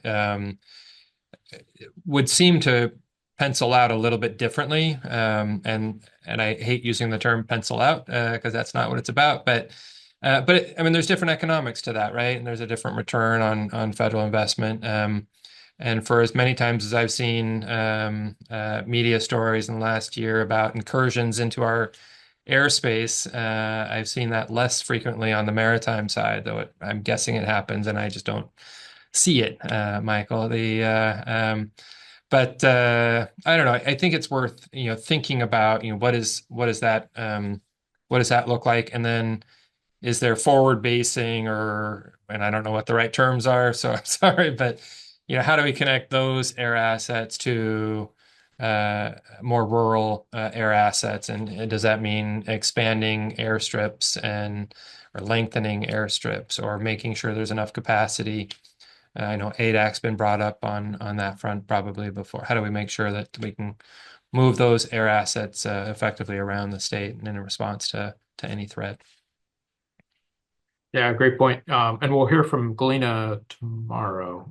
From Tim Kalki from Galena. So Galena is one of the spots that was an air station. My history is not going to be very good here, but it was demobilized during the BRAC process probably about 20 years ago or so. So we'll hear a little bit about Galena from Tim Kalki tomorrow. And certainly, Nils, you touched on something that I figured was going to come up, but it looks like it came up in the chat here. Rail belt, shifting to the rail belt a little bit. Fairbanks International Airport, definitely I'm not sure if it's exactly classified as a dual use facility, but we certainly see airplanes from Eielson frequently using Fairbanks International Airport for a variety of reasons. That's right in downtown Fairbanks. But then if we start talking about energy again, Eielson. Eielson is supposed to be the home of the advanced nuclear reactor the law says by 2027. That they're not saying now when they think that's going to happen, but presumably sometime after that. They're still in the contracting phase, so they can't say much right now. But that's, I think the size of that reactor is probably not going to provide much energy for the Fairbanks area. It's really going to be a pretty small reactor, but it could provide some grid services, right? It could provide some stability. In the chat there, we've got could we think about Clear Air Force Station, which I believe might be space station these days, but that could be another site for some sort of dual use energy infrastructure. The chat maybe as a site for micronuclear. Can't comment on that, but Yeah, let's swing it back to energy a little bit. So rail belt, we've got J-Bear. So down near Anchorage, we've got Fort Wainwright, we've got Clear, we've got Greeley. That's one actually thing I didn't mention is we've actually got some kind of unique governance structures. The governance might not be the right word, operating structures. So Fort Wainwright and Greeley, and then I believe J-Bear, maybe I have this backwards, but they're all the power plants on those bases are actually all operated by Doyon utilities. So it's not really true dual use, I don't think, but it's kind of a unique civilian private sector slash public sector melding of things there. Are there other examples from the lower 48 where this is done, or is this just something we did in Alaska that's weird? No, it's not weird at all. So, what it really is the utilities privatization program, where we partner the DoD for installations, and the installation commander again would be the lead of this. Would partner with a local utility, whether it's for power, water, or wastewater, and essentially build and then operate and pay the government the the power or the water or the other product that they wanted. But yeah, we have a number of these programs, and there's several different authorities that govern them. Again, the problem with the DoD is that everything's tightly scripted by Congress, whether it's in Title 10 or it's in the annual National Defense Authorization Acts. And so our programs operate within those guardrails, but there is a lot of flexibility for people who come and say, well, I have this idea. I might want to use battery electric storage combined with something else, coal-fired or something, right, to kind of manage the loads. And so we have quite a bit of successes around these utilities privatizations and public-private partnerships. Over. Great, thanks. Mike, I see you got your hand up. Yeah, Jeremy, you mentioned the rail belt and maintaining power, and we think when we think of the rail belt, obviously the power lines going down to, or the power string going down to Homer, but the ports of Seward and Whittier exist for a reason beyond whale watching cruises. And again, in the event of a contingency, maintaining adequate infrastructure there, the rail and the ports is very, very, very, very vital, as it was during the Second World War, and worth thinking about. That the rail belt is is more than just a name for a power line, when we think about dual use. Yeah, absolutely. Okay, I guess I'm gonna switch, try and get my notes in front of me, switching here. I think all three of you mentioned kind of single points of failure, redundancies. Redundancy is pretty challenging in Alaska. And obviously we have single points of failure. How do we guard against this? Are there example programs where, like, maybe Circuit Rider, Alaska Energy Authority Circuit Riders, they actually travel around the state. They're based out of Anchorage, but it's a way to scale. Alaska Village Electric Cooperative has something very similar. They're bringing folks from Anchorage around the state. Kate, looks like you've got some thoughts there. Yeah. So one of the things that the DoD does is we conduct black start exercises at our installation. So essentially, we turn off the power and we identify what fails and what doesn't fail, what worked well, and then we take steps to rectify that. So we've just started doing the analog for water, incoming water, but the issue with water is it's a little bit more difficult to turn on and off. So these are more on a tabletop exercises, and we do conduct cyber resilience exercises, cyber readiness resilience exercises. So these are really all those control systems that we're dealing with. We kind of push them to their limits and see if they break. So the lessons learned from these various black start exercises give us an idea when we look at a site what we might do to harden it, right? So the cyber is a real threat, and especially with the desire for people to have advanced metering, we really have to have a control system that's got an air gap. to the outside. And so, so we do have experience with those elsewhere, and I think that's. Thanks, Kate. Mike, you got your hand up. Yes. Kate said it best, but I would add from the DOE perspective, we're very active on both the physical and the cyber and the logistics security of energy and critical infrastructure. We have a entire office called Caesar, uh, I always forget what their name stands for, but they they do our critical infrastructure protection for DOE. We can put folks in touch with them if they'd like to be in contact. We also participate along with Caesar in an effort with DHS called SERPA. Many of the companies, if people are watching, have been participating in that effort. It's a multi-year effort to look at Alaska as a region for critical infrastructure protection. It is absolutely vital. Without saying anything, I can't say, Alaska really is the front line of America in multiple ways. So, yes, please get in touch with those folks if you own critical infrastructure in your community or your corporation and you haven't heard from DHS or Caesar anytime lately. It's very important. Thanks, Mike. Nils, you got your hand up.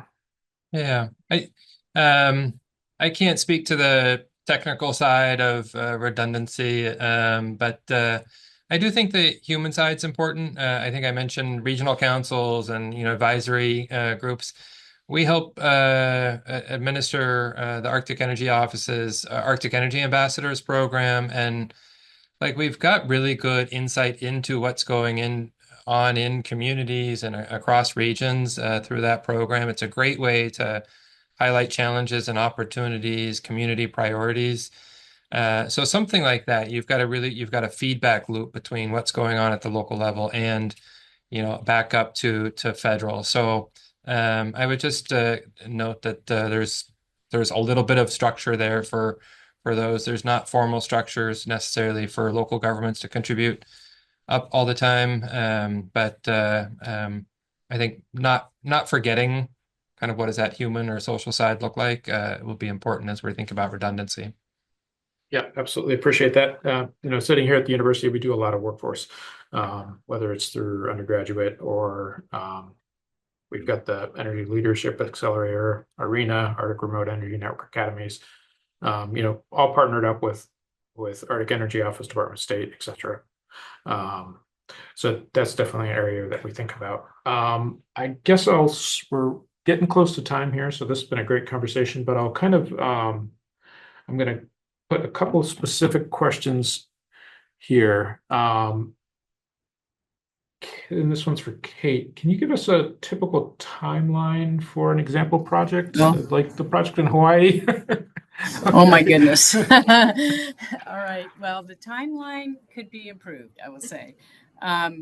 The timeline, I think in Alaska, you might have a unique opportunity, somewhat like Hawaii, where you've got a relatively small community of people, and if they're committed to what they're doing, they're going to be working together to get it done, right? So here, as opposed to something like California, where you have myriad state rules aside and different from the county municipal rules, and then just different companies, I think in Alaska, you could probably narrow it down. And I think that would be a nice topic for part of this old CC grant, is to use part of that to explore, if we were to consider dual use, which would be the projects that would be most important to these communities, and explore what the timeline could be, right? I mean, this is the best time. We have a number of EOs, executive orders that have been signed, executive order 14153, sorry.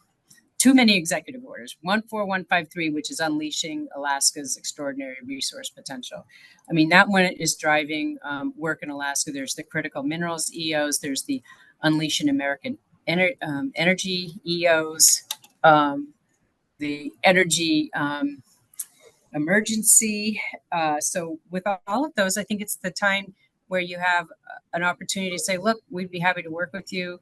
We'll get together with the commanders and kind of work through some kind of structured discussion about what are the end goals here and who are the parties that would make this happen and what would be a timeline that would fit what you would you like to see? I mean, clearly there's a problem with being able to conceptually plan a project enough so that you can go forward to an authorization project in Congress. Once you're authorized, you do some more planning and some design, and then you need to get appropriations that will support that and the final project itself.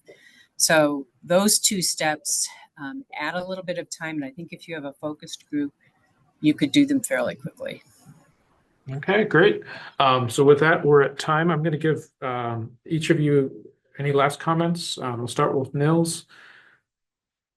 Yeah, I think well, it's great to hear from Kate on the timeline. I think ultimately, like, communities could all raise their hands and say, "Pick me," right? That's not how this is going to work. We need to understand the strategic objectives of DoD and the nation.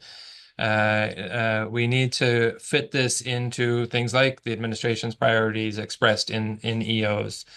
And ultimately, communities need to have enough of the component pieces that are required to deliver on, the expectations of the nation. So I think we have to be careful about overpromising to communities, and then really strategic in again matching up benefits, avoiding risks, and working toward those opportunities that are available. So thanks for this opportunity. Appreciate it. Thanks, Nils. Mike? Yes, thank you to ASAP and UAF and the organizers of ASAC for putting this on. I would just say, in addition to everything that's already been said, I think the eyes of the world will be on Alaska this summer and this fall in a way it hasn't been for a long time. This is a great opportunity to raise the profile of these projects and these interests in the communities and in the infrastructure in Alaska in a way that may not have been possible in the last couple of years. So get ready, everybody. Pressure's on. Thanks, Mike. Kate? And I want to say again, Neil's probably said it best that we have to be realistic, right? DoD is probably not going to initiate an enhanced use agreement here, so it has to be some kind of grouping outside DoD saying we would like to work with you on this for this site, because otherwise the DoD is going to be focused on internal energy, water, and other cyber resilience goals that we've got in mind, and somebody has to have an interest and some skin in the game to make it happen. But we don't want to get into the overpromising issue. That is a really bad tradition that we'd like to avoid. Okay. Oh. Thank you, everyone. Enjoyed the conversation, and we will, I think, hand it back to Vanessa now. Thank you. Yes, very thought-provoking panel with some calls to action to partner, to create shared understanding and shared vocabulary, to reach out to federal entities, especially if you manage critical infrastructure in Alaska. And then I love this part about considering whether we're right-sizing energy solutions or upsizing them. And if so, how do we fund and secure them? We are going to take a short break, so stretch your legs, go for a walk, grab a cup of coffee. We have a lot more in the second half of our workshop today. We will see you back here at 10:30 Alaska. So welcome back, everyone. I hope you had a chance to get some coffee. I certainly made a beeline for it. And thank you again for joining us for this riveting conversation. If you're just logging on, we're getting back to our discussion on the potential challenges and opportunities for dual-use infrastructure in Alaska. And we've been looking at it from multiple scales and perspectives. So we've heard from state, industry, federal perspectives, as well as from the community, municipal, and national perspectives on dual-use infrastructure. I'm excited to introduce Michael Wu and to hear more about his perspectives on the rail belt and dual-use infrastructure. Michael is the CEO and co-founder of Converge Strategies. He has spent his career developing strategies, projects, and partnerships on community resilience, energy security, and distributed energy planning. Michael has designed networks to promote internal collaboration for the U.S. Department of Defense and the military services, and built networks for the federal government to collaborate with the energy and climate innovation ecosystem. Welcome, Michael. I'll be presenting a little bit about some of the work that we've done previously in Alaska around infrastructure preparedness and security. And then I'm excited to engage in the conversation with Jim and Jeremy. And again, my name is Michael Wu. I'm the CEO of Converge Strategies. We are a consulting firm focused on the intersection of advanced energy, resilience, and national security. Our mission is to integrate resilience and security as first principles in the energy transformation. Long story short, the way we use energy to power our economy and our security is changing in unprecedentedly rapid ways. And one of the things that we believe is that in these new systems, resilience and security really needs to be the foundation for how we're building out the energy systems of the future to ensure that everything works. We work directly with DoD quite extensively. We work with city, states, and private sector partners that want to work with DoD on military-civilian partnerships. And then finally, we work with those same city, states, and private sector partners that have critical energy and infrastructure requirements of their own and are looking to understand advanced energy systems and how they can meet those requirements more securely. So what I really want to focus on is this work that we did in Alaska, actually a little while ago now, in 2019 and 2020, in the Anchorage Bowl region, particularly around Joint Base Elmendorf-Richardson. And we had started that work with sponsorship from the Air Force's Office of Energy Assurance.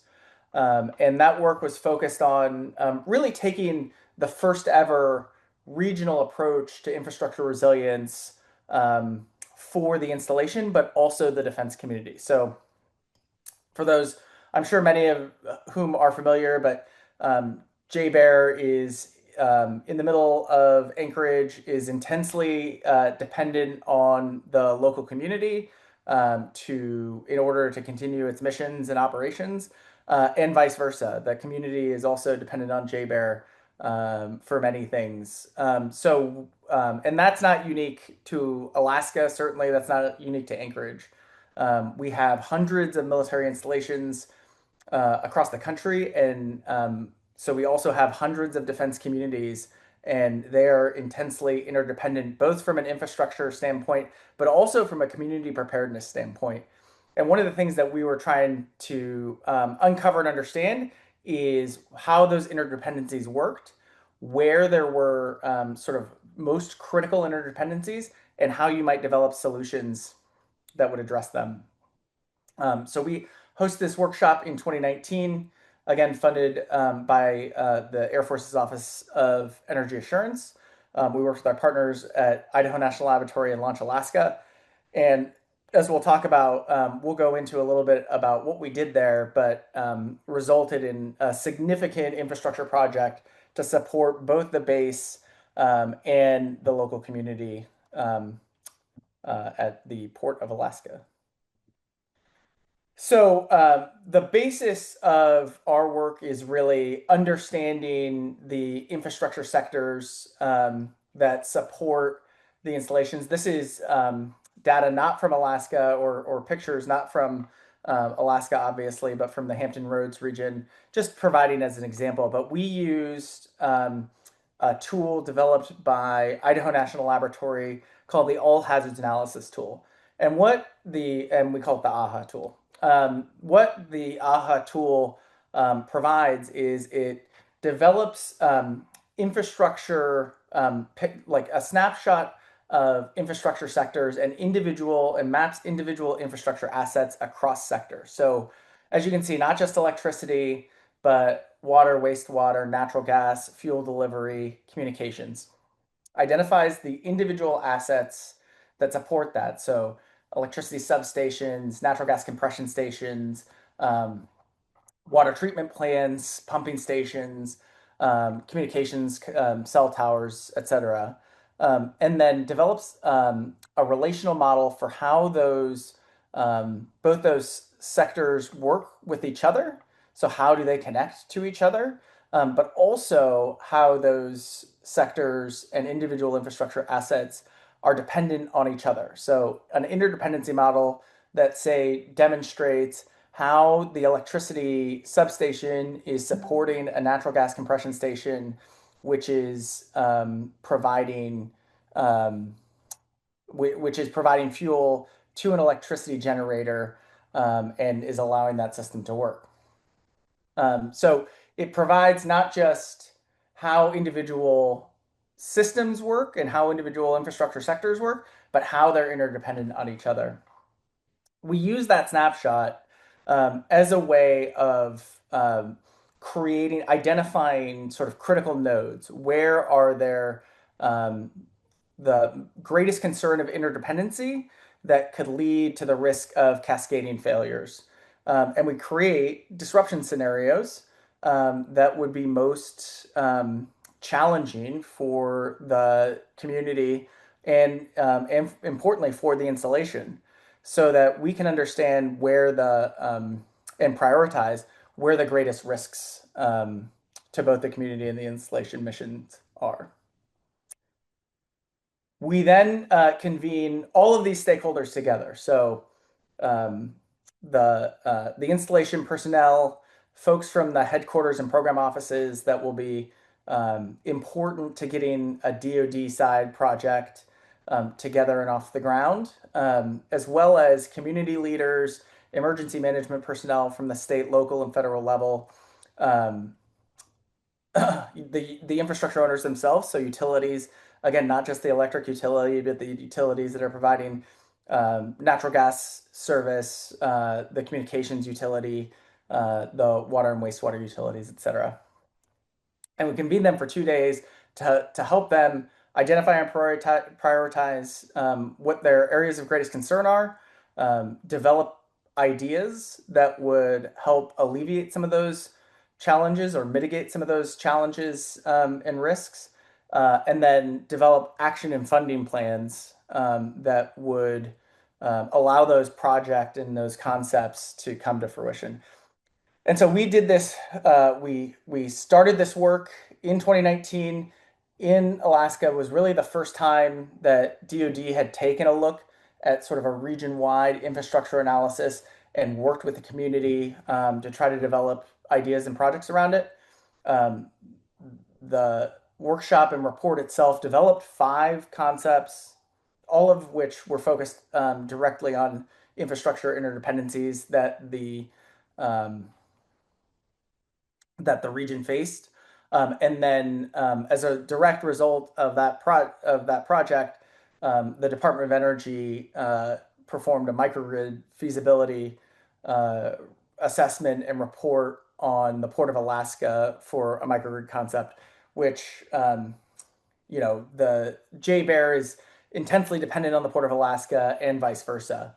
And so the result of that was a $5.3 million grant from the Defense Community Infrastructure Program to Anchorage in order to support the building of a Port of Alaska microgrid. So that is underway. So we, as I mentioned, this is the first time we had performed this kind of analysis, but we've now done that in more than almost 10 analyses across the country. These are a critical part of our practice, also becoming a critical part of DoD's approach to infrastructure security more generally. And our approach focuses on just having a common operating picture, using the all hazards analysis framework to provide the infrastructure owners and installation personnel and community itself an understanding of the infrastructure posture of all of the assets that are feeding both the community and the installation. B, helping create and strengthen relationships both across those infrastructure sectors and between national security and defense personnel and the community. There are some well-worn avenues for that kind of work and collaboration, in particular in Alaska. However, those are often sort of at a leadership, like an installation commander level, not necessarily at the sort of on the ground base level and between utility service providers and installation personnel who are dedicated to infrastructure support. And then finally, one of the important parts of our workshop process is that it's developed sort of as a joint action plan. So everybody is aware of and understands the projects that are coming up because they all created them together. So it's a great way of, we believe co-creation is part of the most important part of our approach that allows these projects to get off the ground and gain momentum. So why focusing on Alaska, the state of Alaska currently?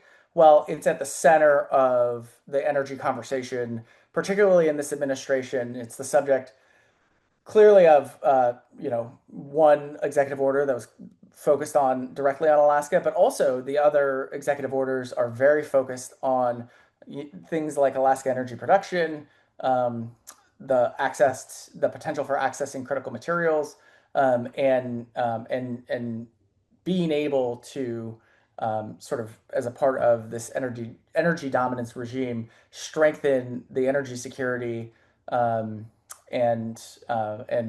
manufacturing capacity of the United States.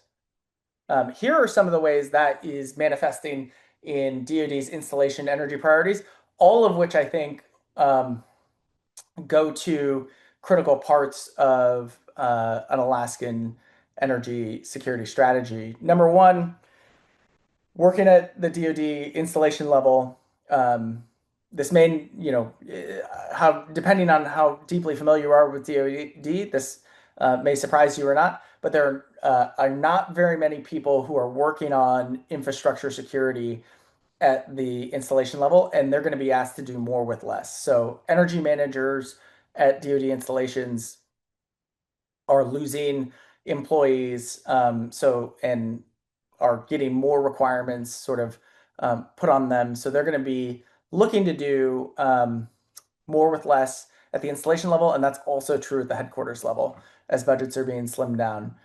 So that's a concern, but also an opportunity for greater partnerships to help meet some of that need and requirement. Number two, there's an interest in using DoD lands to host new infrastructure in particular, things that are important to the technology sector, like data centers, because it's a lot of land that already has access to some infrastructure and obviously is quite secure. So there's a real push within this administration to house data centers and also to exploit reservoirs of critical materials and do mining for critical materials that are going to be important to our technology and energy futures on installations. That is an opportunity both for the private sector, but also for the community. And there are opportunities within the state of Alaska for that kind of hosting with some of the bases. There's a focus on advanced power generation, particularly small modular reactors. Many of you, I'm sure, are familiar with the pilot projects that the Air Force is running at Eielson Air Force Base, but also other bases in Alaska are heavily considered because of the nature of Alaska's infrastructure for potential pilot locations for advanced nuclear deployments. And then finally, manufacturing, advanced manufacturing, and things like that. We mentioned the critical materials exploitation on DoD installations, but many other goods that are potentially dual use between civilian and military application will be happening in defense communities. That is something that I think the state of Alaska is well positioned to exploit. So this is just our offer of support. If you're interested in these services, we work really directly with the Association of Defense Communities We will be attending the Alaska Sustainable Energy Conference in June, as well as the Alaska Defense Forum in August. And just give us a shout. We would love to talk with you about how we work with local communities on strengthening infrastructure security. All right. Thanks very much. Look forward to the conversation. Thank you, Michael. That was a whirlwind tour of all the interesting work that you're doing, and lots of new topics brought in your presentation about critical minerals and the role of AI and data centers. So lots of food for thought. Remember that you can keep your questions till the panel, or you can drop them in the chat now and we'll bring them into the conversation when we get everyone on the stage together. For now, we're going to hear from Jim Mendenhall. Jim is the Director of Federal Projects for the Alaska Energy Authority. He graduated from the University of Alaska Fairbanks with a degree in civil engineering and is a registered professional engineer. Jim has over 30 years of working in senior leadership roles within the business environments of construction and aviation, and the majority of his time was spent at Alaska Native regional corporations. Thank you, Jim. Take it away. So AEA's mission is to reduce the cost of energy in Alaska, and we do a lot of different things. I'll quickly go over some of them. We have the Railbelt Energy, which is owned assets, and I'm a part of that. We run hydro, largest hydro facility in Alaska, and it's owned by AEA, and we sell the power to the Railbelt utilities. In the recent years, we've added about 10% capacity there through a diversion of Battle Creek, and we're working on a Dixon diversion, which will increase the output by about 50%. And just for comparison, that offsets about 1.5 BCF of natural gas, or about 7% of gas used in the rail belt. So it's important from a lot of ways. We have the Alaska Intertie. That runs really between Willow and Golden Valley's facility up at Healy, Alaska, and that runs power back and forth. Just Golden Valley does buy power from Bradley Lake, as do the other utilities, and they've also in the past have bought a lot of power from the utilities here, generated by gas versus the coal up there. And I think at last report it was about $11 million a year it saved the folks up in Golden Valley customers. Sterling to Quartz. AEA owns some of the transmission lines that come up around the Sterling Highway and up to Seward Highway. We're upgrading those. We have the high voltage DC transmission line, which is going to bring power from Nikiski over to Beluga. It's DC and a subsea cable, and that project is about $413 million, half of which is paid for by a federal grant under their grid resilience and programs. Power cost equalization, that's a program that's funded by the state, and they look at the price of energy, electricity in Fairbanks, Anchorage, and Juneau, and they average that out. It helps subsidize some of the power in remote and the rural villages in Alaska. And that's a subsidy that it's up to 700 kilowatts per month per residence. And there's also some factors in there for community facilities. So that affects 80,000 Alaskans. We have a group which does rural energy, and so they look at the bulk tank farms out in rural Alaska, the generation systems. We have a circuit rider program. I think in the last 5 years, they've restored power to 20 communities in Alaska, provided technical assistance over a couple thousand times, on-site training 400 times, help people get through AvTech. So, and we also do emergency assistance. We get a lot of calls and go out there and help restore power. We have the renewable side, which biomass, EVs, hydroelectric, solar, wind, we keep an eye on nuclear. And we administer for the state a National Electric Vehicle program, Solar for All, and some home energy and high efficiency rebate things. AEA administers the Renewable Energy Fund, which gets some money from the state every year. We're kind of an incubator for small projects, whether somebody wants to study if a hydro is feasible or do some front end work. And it's helped launch a number of projects in rural Alaska and saved a lot of diesel consumption out there. Power Project Fund is a small loan fund. For example, we're invested with loans up in the solar that's up near Willow and Houston areas and some others down on the Kenai.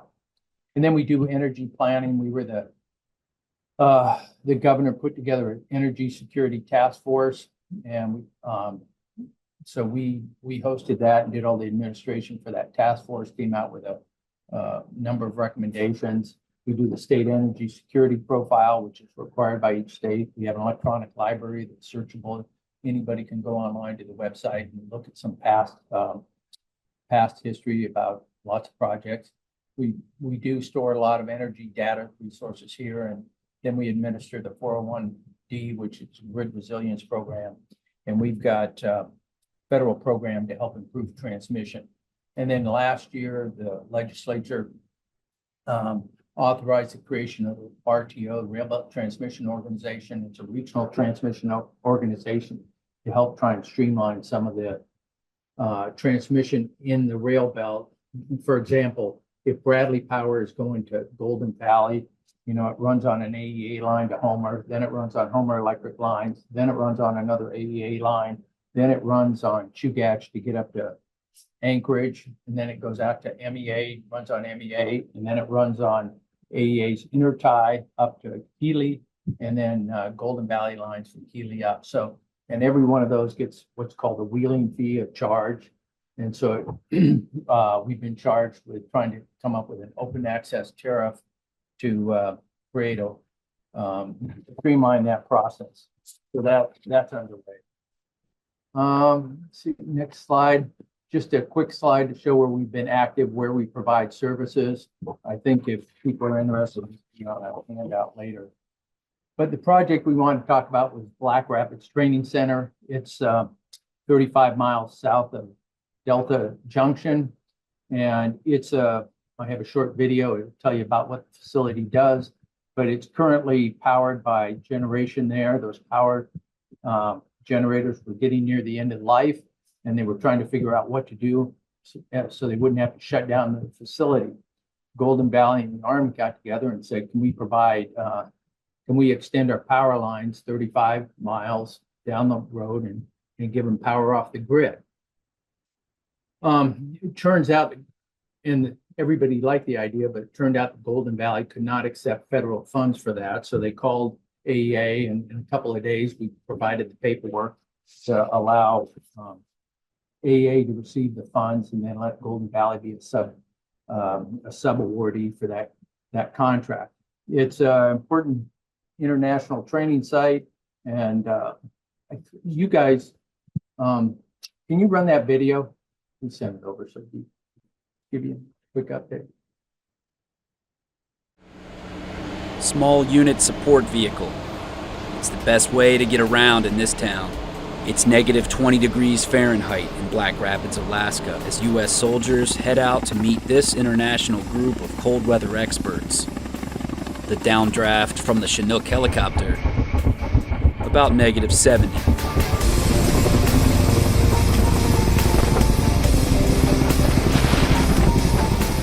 The reason they're exposing themselves to such brutal temperatures? Cooperation. As global attention shifts to the Arctic, U.S. Army Alaska invited cold region and mountaineering experts from the U.S. and 11 other countries to their Northern Warfare Training Center. Usually every time somebody new comes here, it's freezing here. How do you work here? How do you survive out here and do this? This is the Army Aviators course, designed to give pilots a fighting chance at survival if their aircraft goes down. It's just one of many taught here, because there's a lot that can go wrong in this kind of cold. You're doing a small task like putting on skis and snowshoes, so you take off your gloves and you touch that cold metal, and at negative 40, that's what temperature the metal is, and you can easily get contact frostbite, and your fingers will instantly turn white. But the countries attending this event were already experts in cold and mountain operations, which meant the U.S. learned as much as it taught. It's an excellent system. You can fix it also for downhill, and for going uphill, you loosen it. Knowing your skis is critical, because as a soldier, you may have to fight on them. Even countries you wouldn't expect to be in the snow need to know. The Australian Army has got a global response, so we've been partners with the American forces in all sorts of cold and pretty miserable parts of the world. If you look back as far as Korea, we were fighting alongside American forces in conditions that probably are not quite, are pretty similar to this. There were demonstrations of Arctic tents and snowshoes, but the real value came from everyone just being in the same room. 顔を合わせて話をすることによって、まずその人となりが分かるという話と、 Talking face to face to each other, we can kind of see who we are in reality. とそれぞれの国のやり方について理解を深めることができる。 And it gives us more chance to understand how other nations are thinking. To emphasize the importance of the event, Army Chief of Staff General Odierno stopped by. Because simply we want to make sure that whoever our adversaries are, that they understand no matter where you are or how harsh it is, we can get to you. A special thank you to Canada, Australia, Denmark, Finland, Norway, Mongolia, Sweden, Germany, Japan, Nepal, the United Kingdom, as well as attendees from the United States Army Mountain Warfare School in Jericho, Vermont, and the U.S. Marine Corps Mountain Warfare Training Center in Bridgeport, California. Petty Officer Glenn Slaughter, Black Rapids, Alaska. So here's a project overview. About 35 miles. Our original intent was to come down where this blue line was near the pipeline under some RS 2477, which is historic right of way. And we couldn't do that, so we had to run it. You can see where the green squares and the red line is. But of course, we go right past the Dueling drop zone, which is where people are, paratroopers are coming in for practice.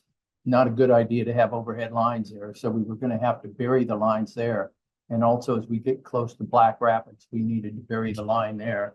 And that was going to cost about an extra $4 million. So when you look at the budget, OLDC, the Office of Local Defense Community Cooperation, kicked in $12.5 million, and Golden Valley was putting in $275,000. And the additional cost to do some burial was around $3 million. And so the Army has kicked that in. So we have a total budget of about $15.5 million. And then, as during the previous discussion, they talked about Dueling Utilities does all the utilities on some of the bases here in Alaska. And so that's to connect up from, I'll say, from the fence to bring it in and connect up the facilities. So we work closely with OLDCC and Golden Valley. The design is essentially done. The construction is starting. It'll take a couple of summers to put that in. We're working with Salter Delta, which is one of the Soil Conservation District. It's a subdivision of Department of Natural Resources, and I think 12 of those, but we're working with them. Yeah, and we just got all the permits and the notice to proceed to actually do the work. So we'll be doing this work and then we'll energize it before June 30th in 2027, and that'll allow those generators to shut down. And I don't know if they're going to keep them for standby, but it was it's a good project. It helps everybody. If there's there's some intermediate points along the way that want to get connected up. This is not a huge transmission line. It's a distribution line. I think it's 25,000 volts. So we'll be able to power things up. But it's kind of a quick summary of the project, and happy to take any questions when we get to the end. And this is the staff at AEA, does the work. Great team to work with. I've been here about 2 years and I've really enjoyed it. So thank you. Thank you for that overview, Jim, and for giving us a little bit more detail about that project. So we'll move now into a panel discussion. As a reminder, if you have questions for our participants, you can put them in the chat and we'll fold them into the conversation. We'll invite Michael back onto the screen and also have Jeremy, who will be the moderator of this panel as well. And Jeremy, I will leave it to you. Thank you. Great. Thanks, everybody. And just some on a lighthearted note, Jim, now I see a picture, I recognize you. So good to actually meet you and virtually anyway. And go Nanooks. I'm here at the University of Alaska Fairbanks, so appreciate seeing UAF grads throughout the state. So just to, again, please answer your questions if you have any in the chat there. I'll put this to both of you. I think this is maybe a straightforward question, maybe not, but where do these projects typically start? It seems like there's multiple entry points. I'm happy to go first. I mean, where this project started was the military was at an end of life and they were looking for a solution. And the local utilities up there, Golden Valley, they have a lot of information what they can do. And I think the discussion started and then they figured out where they could get funding and so it's kind of a progressive thing. But it was really there was a need there and it's how do you satisfy that need? It's obviously, as you saw in the video, it's a very important facility, not just for our military, but for international training and important to keep that open. So. Yeah, I think Jim's experience is really instructive. I mean, these projects start from all over, Jeremy. Like but what I think the opportunity is there's so much expertise spread across the installations, the people who are working every day, the mission owners, the infrastructure owners, the utilities.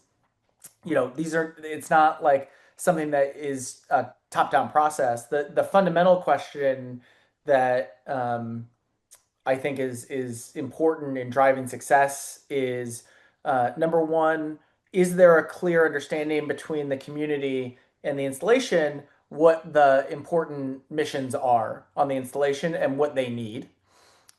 Two is how are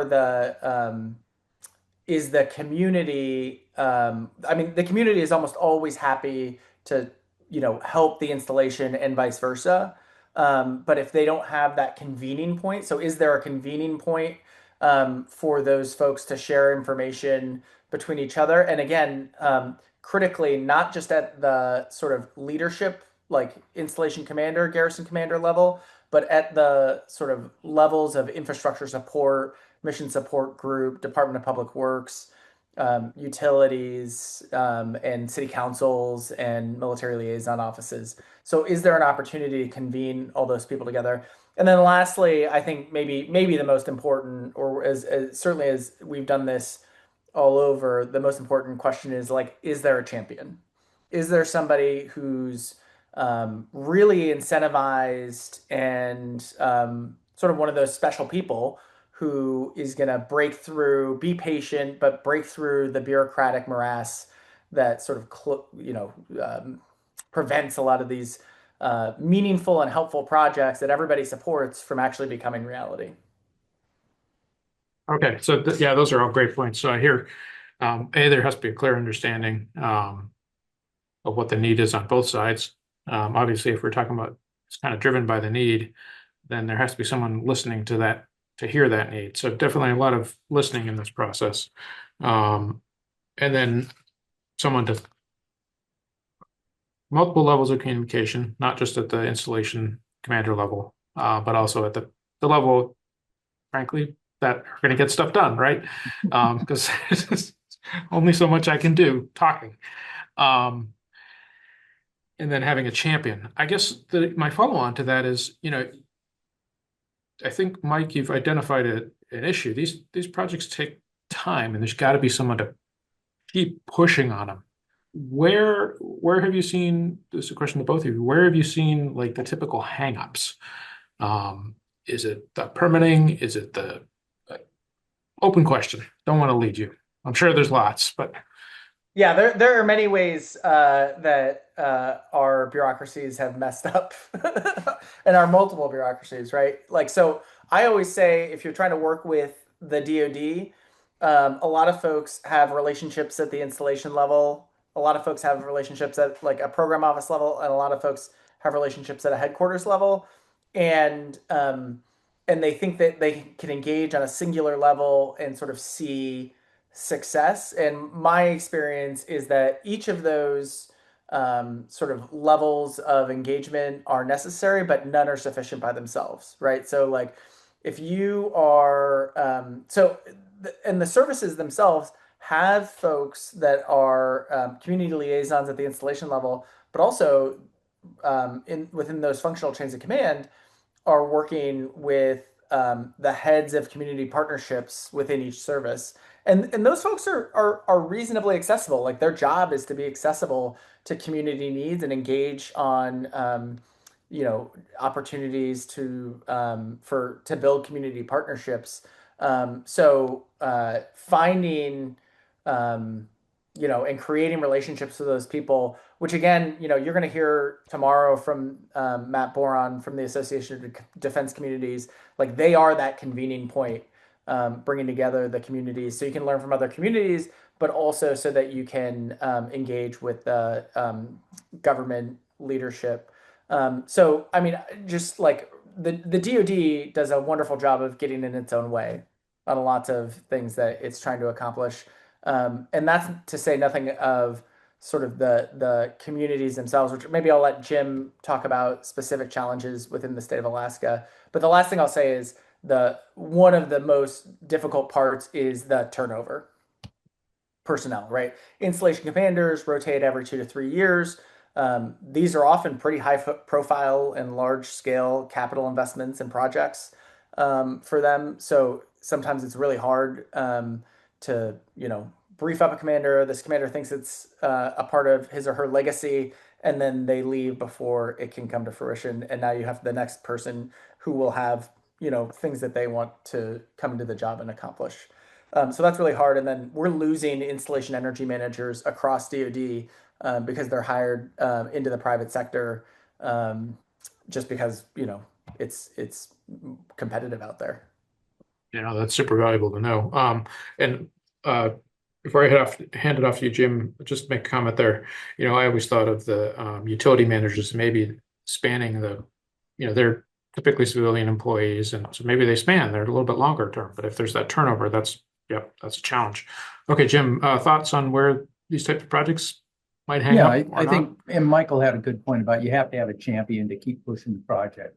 On this project, we've had a little turnover at Golden Valley, and and I wasn't here at the beginning of the project, so there's turnover on our side too. But one of the challenges we had was permitting. We tried to bring it down near access road near the pipeline and under a historic RS 2477, and we weren't able to do that. So then we had to move it over to go down the road, which is right near the Donnelly drop zone, and that was going to cost. We had to bury it. So then we had to come up with another $4 million, and funding is always challenging to do that. So then once we got the Salter Delta and the Department of Public Works at the Army to buy into that, then we could go back and, it's an iterative process where you go back and forth. But, now we've got funding, now we've got a design done, and it still takes a long time to do it. Permitting is it's the responsible. I mean, I think we all agree that, we shouldn't just let people go put a power line wherever they want. We want them to do it in a environmentally conscious manner and do that. So permitting is important, but we have to have the funding, and then we have to have the people to keep pushing. And, Golden Valley's been very good about it. OLDCC has been very good about keeping this on the radar because they realize it's an important project for that facility. Great. And actually responding to that little point that last there, and Mike, your point about them being accessible. So I should give a shout out to, we'll have Dave Lineberger on tomorrow, who's head of Army partnerships. And I believe is maybe his office is one of the offices that's funding the DSIP project, I think. But I could be garbling things there. So I guess I'll shift back a little bit to some of the things I heard Jim, you mentioned, but also I think Mike, you'd probably agree with this. There's, these are multiple entities that are interacting here. Is there a special magic sauce that you apply to project management, or is it, you're used to dealing with complex projects and you manage them?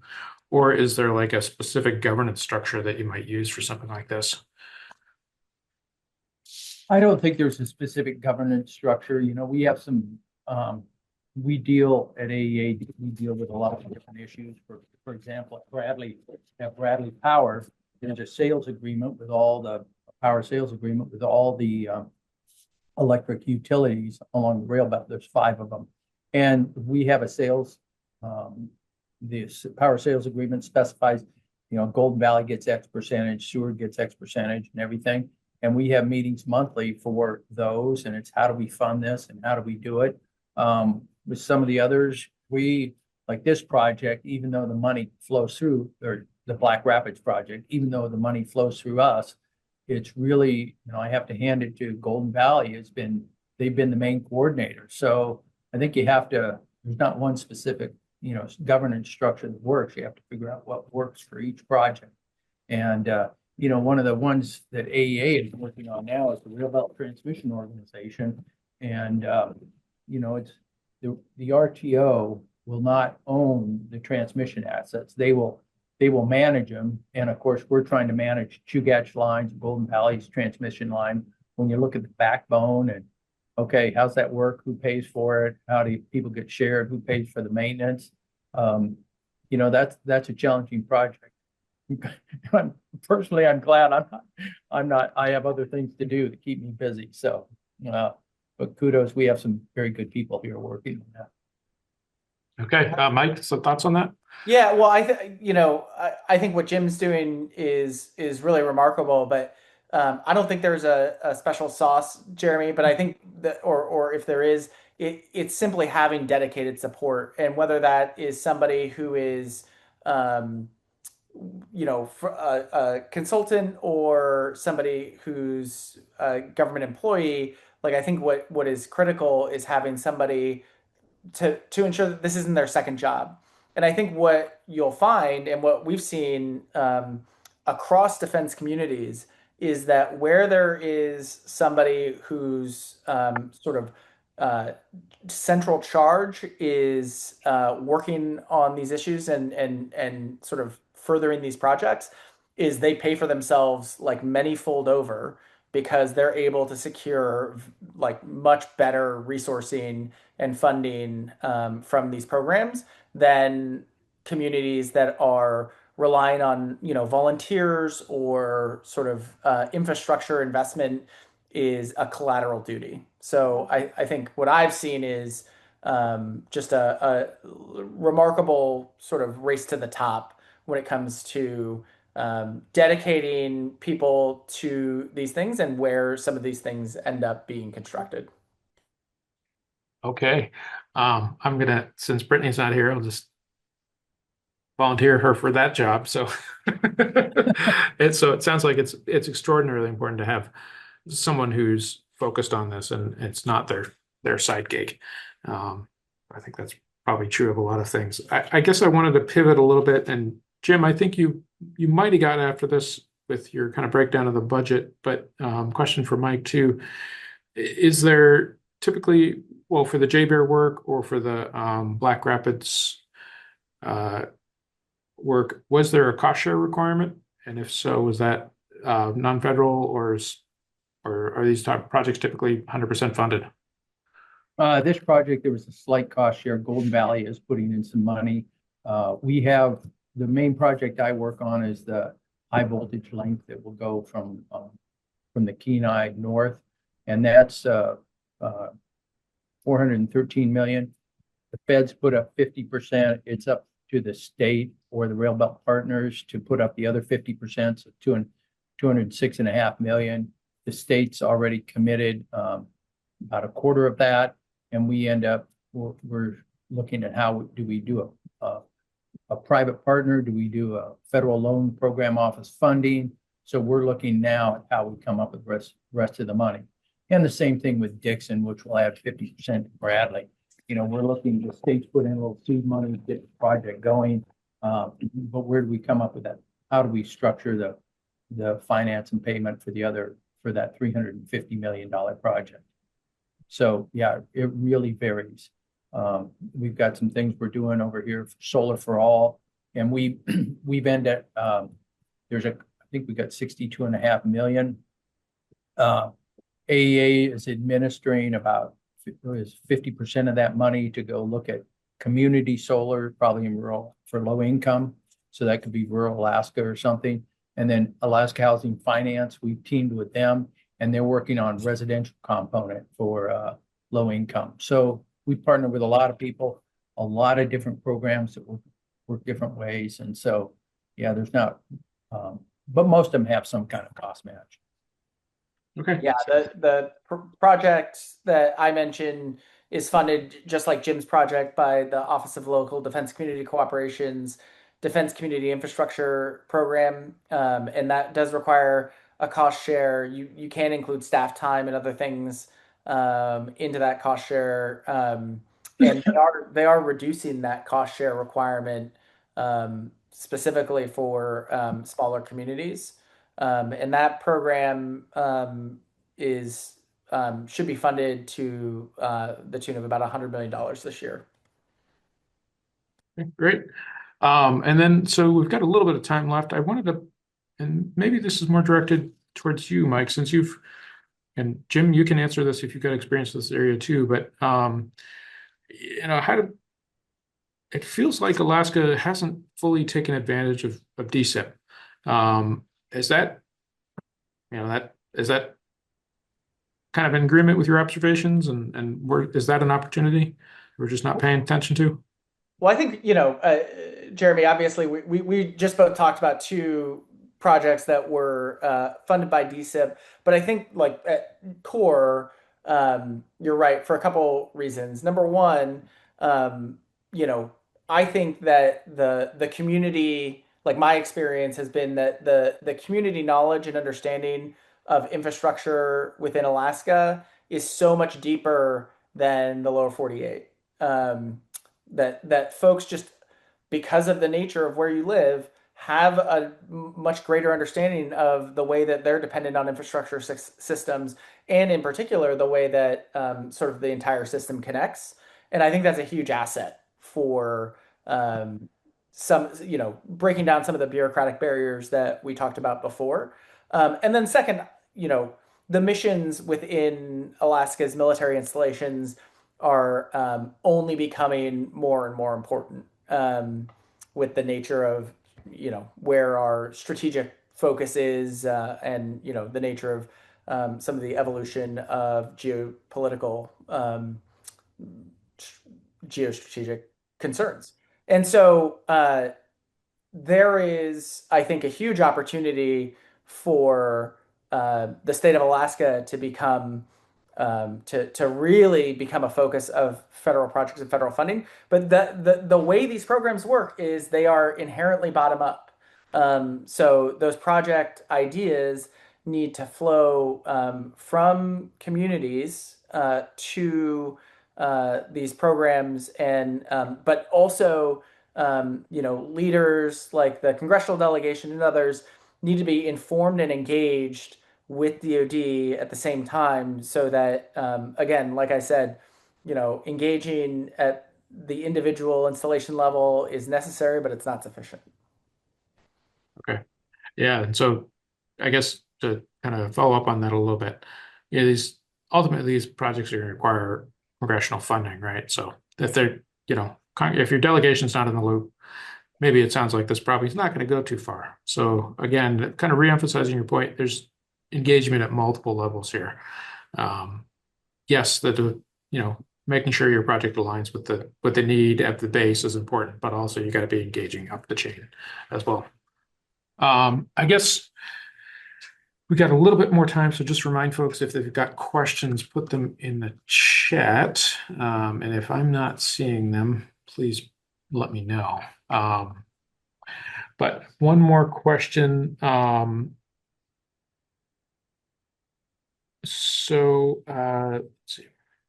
My notes are getting scattered here. What's next? So, Mike, you talked a little bit about the microgrid at Port of Alaska. Not sure what the current status is there, but if you could comment on that. And then Jim, are there other, you're still right in the middle of this project, right? Are there other projects that you're thinking about down the line that might be at the top of your list? Well, sure, I'll start. We have proposed on other projects. There was a transformer that up near Eielson, I think we put in in association with Golden Valley. We did some another project and it was not selected, but we probably for those electric projects in the area, we rely on Golden Valley to kind of be the front line, and then they work with us. There's going to be a lot of work up there. They're looking at replacing the coal plant at Fort Wainwright, and they did an EIS, and I think they revisited it. They were gonna buy electricity off the grid and then bring gas down from Fairbanks, truck it down, and use distributed boiler systems for their utility system up there. And so, be interesting to see what happens there. But I think, yeah, there's a lot.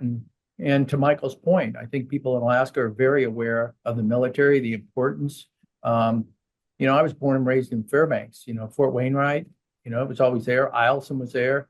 Went out to the base in Greeley years ago when they still had the nuke and stuff. So I've talked to people. I think people like being up here in the people in the military. They say that, the communities, they feel, the community is very supportive of them. So what's next? There'll be other projects and we'll keep working. There's, I think right now, J-Bear, I think they've shut down their power plants and they're getting electricity from the grid. We're interconnected with those guys. And then, we'll see what happens, because there was talk about shutting down the Healy number 2, which is 50 megawatts, and they pushed that down for another year. But, we're going to have to do something with the gas shortages. Are they going to import? Is the gas line going to go? How do we get power? I mean, it's a big thing. We need power to keep healthy communities too. So.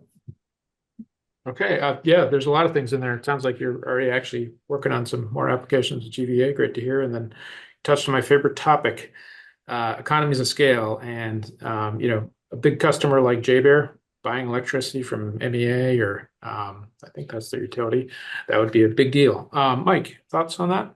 Or thoughts on what's next?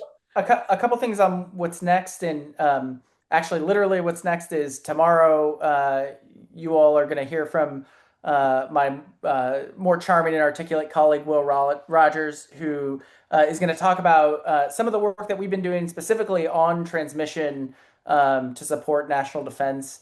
I think this also goes into a little bit about Vanessa's question in the chat regarding workforce development. I think one of the exciting things is that these projects, which may be federally funded, may be about supporting national defense and national security facilities and installations, are by their very nature critical dual use opportunities, and require exactly the same kinds of training that will be required, training and sort of advanced knowledge bases that are required for transforming civilian energy systems. And I think one of the things that OLDCC does well is sort of creating that industrial cluster effect of trying to make sure that the workforce is there to support both the civilian and military applications. And I think that that's something that can't be, just frankly can't be lost.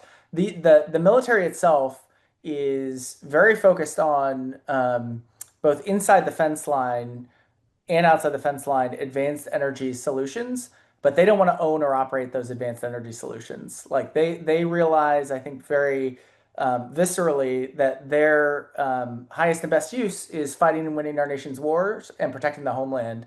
And operating advanced energy systems is just not a part of that. And so that's, I think, you're going to see a lot of in the next generation of installations, a lot of assets that are being owned and operated by the private sector but that are supporting military and potentially community requirements. And I think that's truly what's next. Okay, well, you did that perfectly. You welded Gary's question there about opportunities for private investment into the discussion. Perfect. With that, any last comments from the from panelists? And then I think we're going to wrap up close to 11:30. Go ahead, Michael. No, really appreciated the opportunity to speak with you all. Please get in touch. I'll leave my contact information in the chat, but we would love to talk to you about concerns that you have or opportunities you sense, and just understand how we can be helpful. Yeah, we appreciate you inviting Alaska Energy Authority to talk about it. We're in the energy planning and trying to promote energy savings and resilience here in the state of Alaska. So if you have ideas, feel free to call us, and thank you very much. Well, thanks everyone. With that, we will hand it back to Vanessa.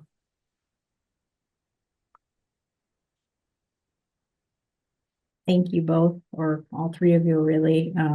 As a project manager myself, I love to get into the nitty-gritty and the details, so I appreciated that.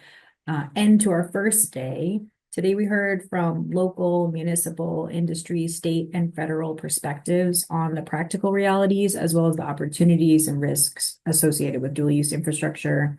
We appreciate all the incredible presenters and virtual attendees that participated in today's workshop. If you learned something new today or gained new perspective on what dual-use infrastructure means and how it could be an opportunity in Alaska, encourage your colleagues and your friends to join us tomorrow. You can see on the screen now what we will be covering. And again, thank you all for joining us on the first day of Dueling over dual-use infrastructure, hosted by Alaska Center for Energy and Power. We look forward to seeing you back here again tomorrow, which is 8:30 a.m. Alaska or 12:30 p.m. Eastern. Thank you.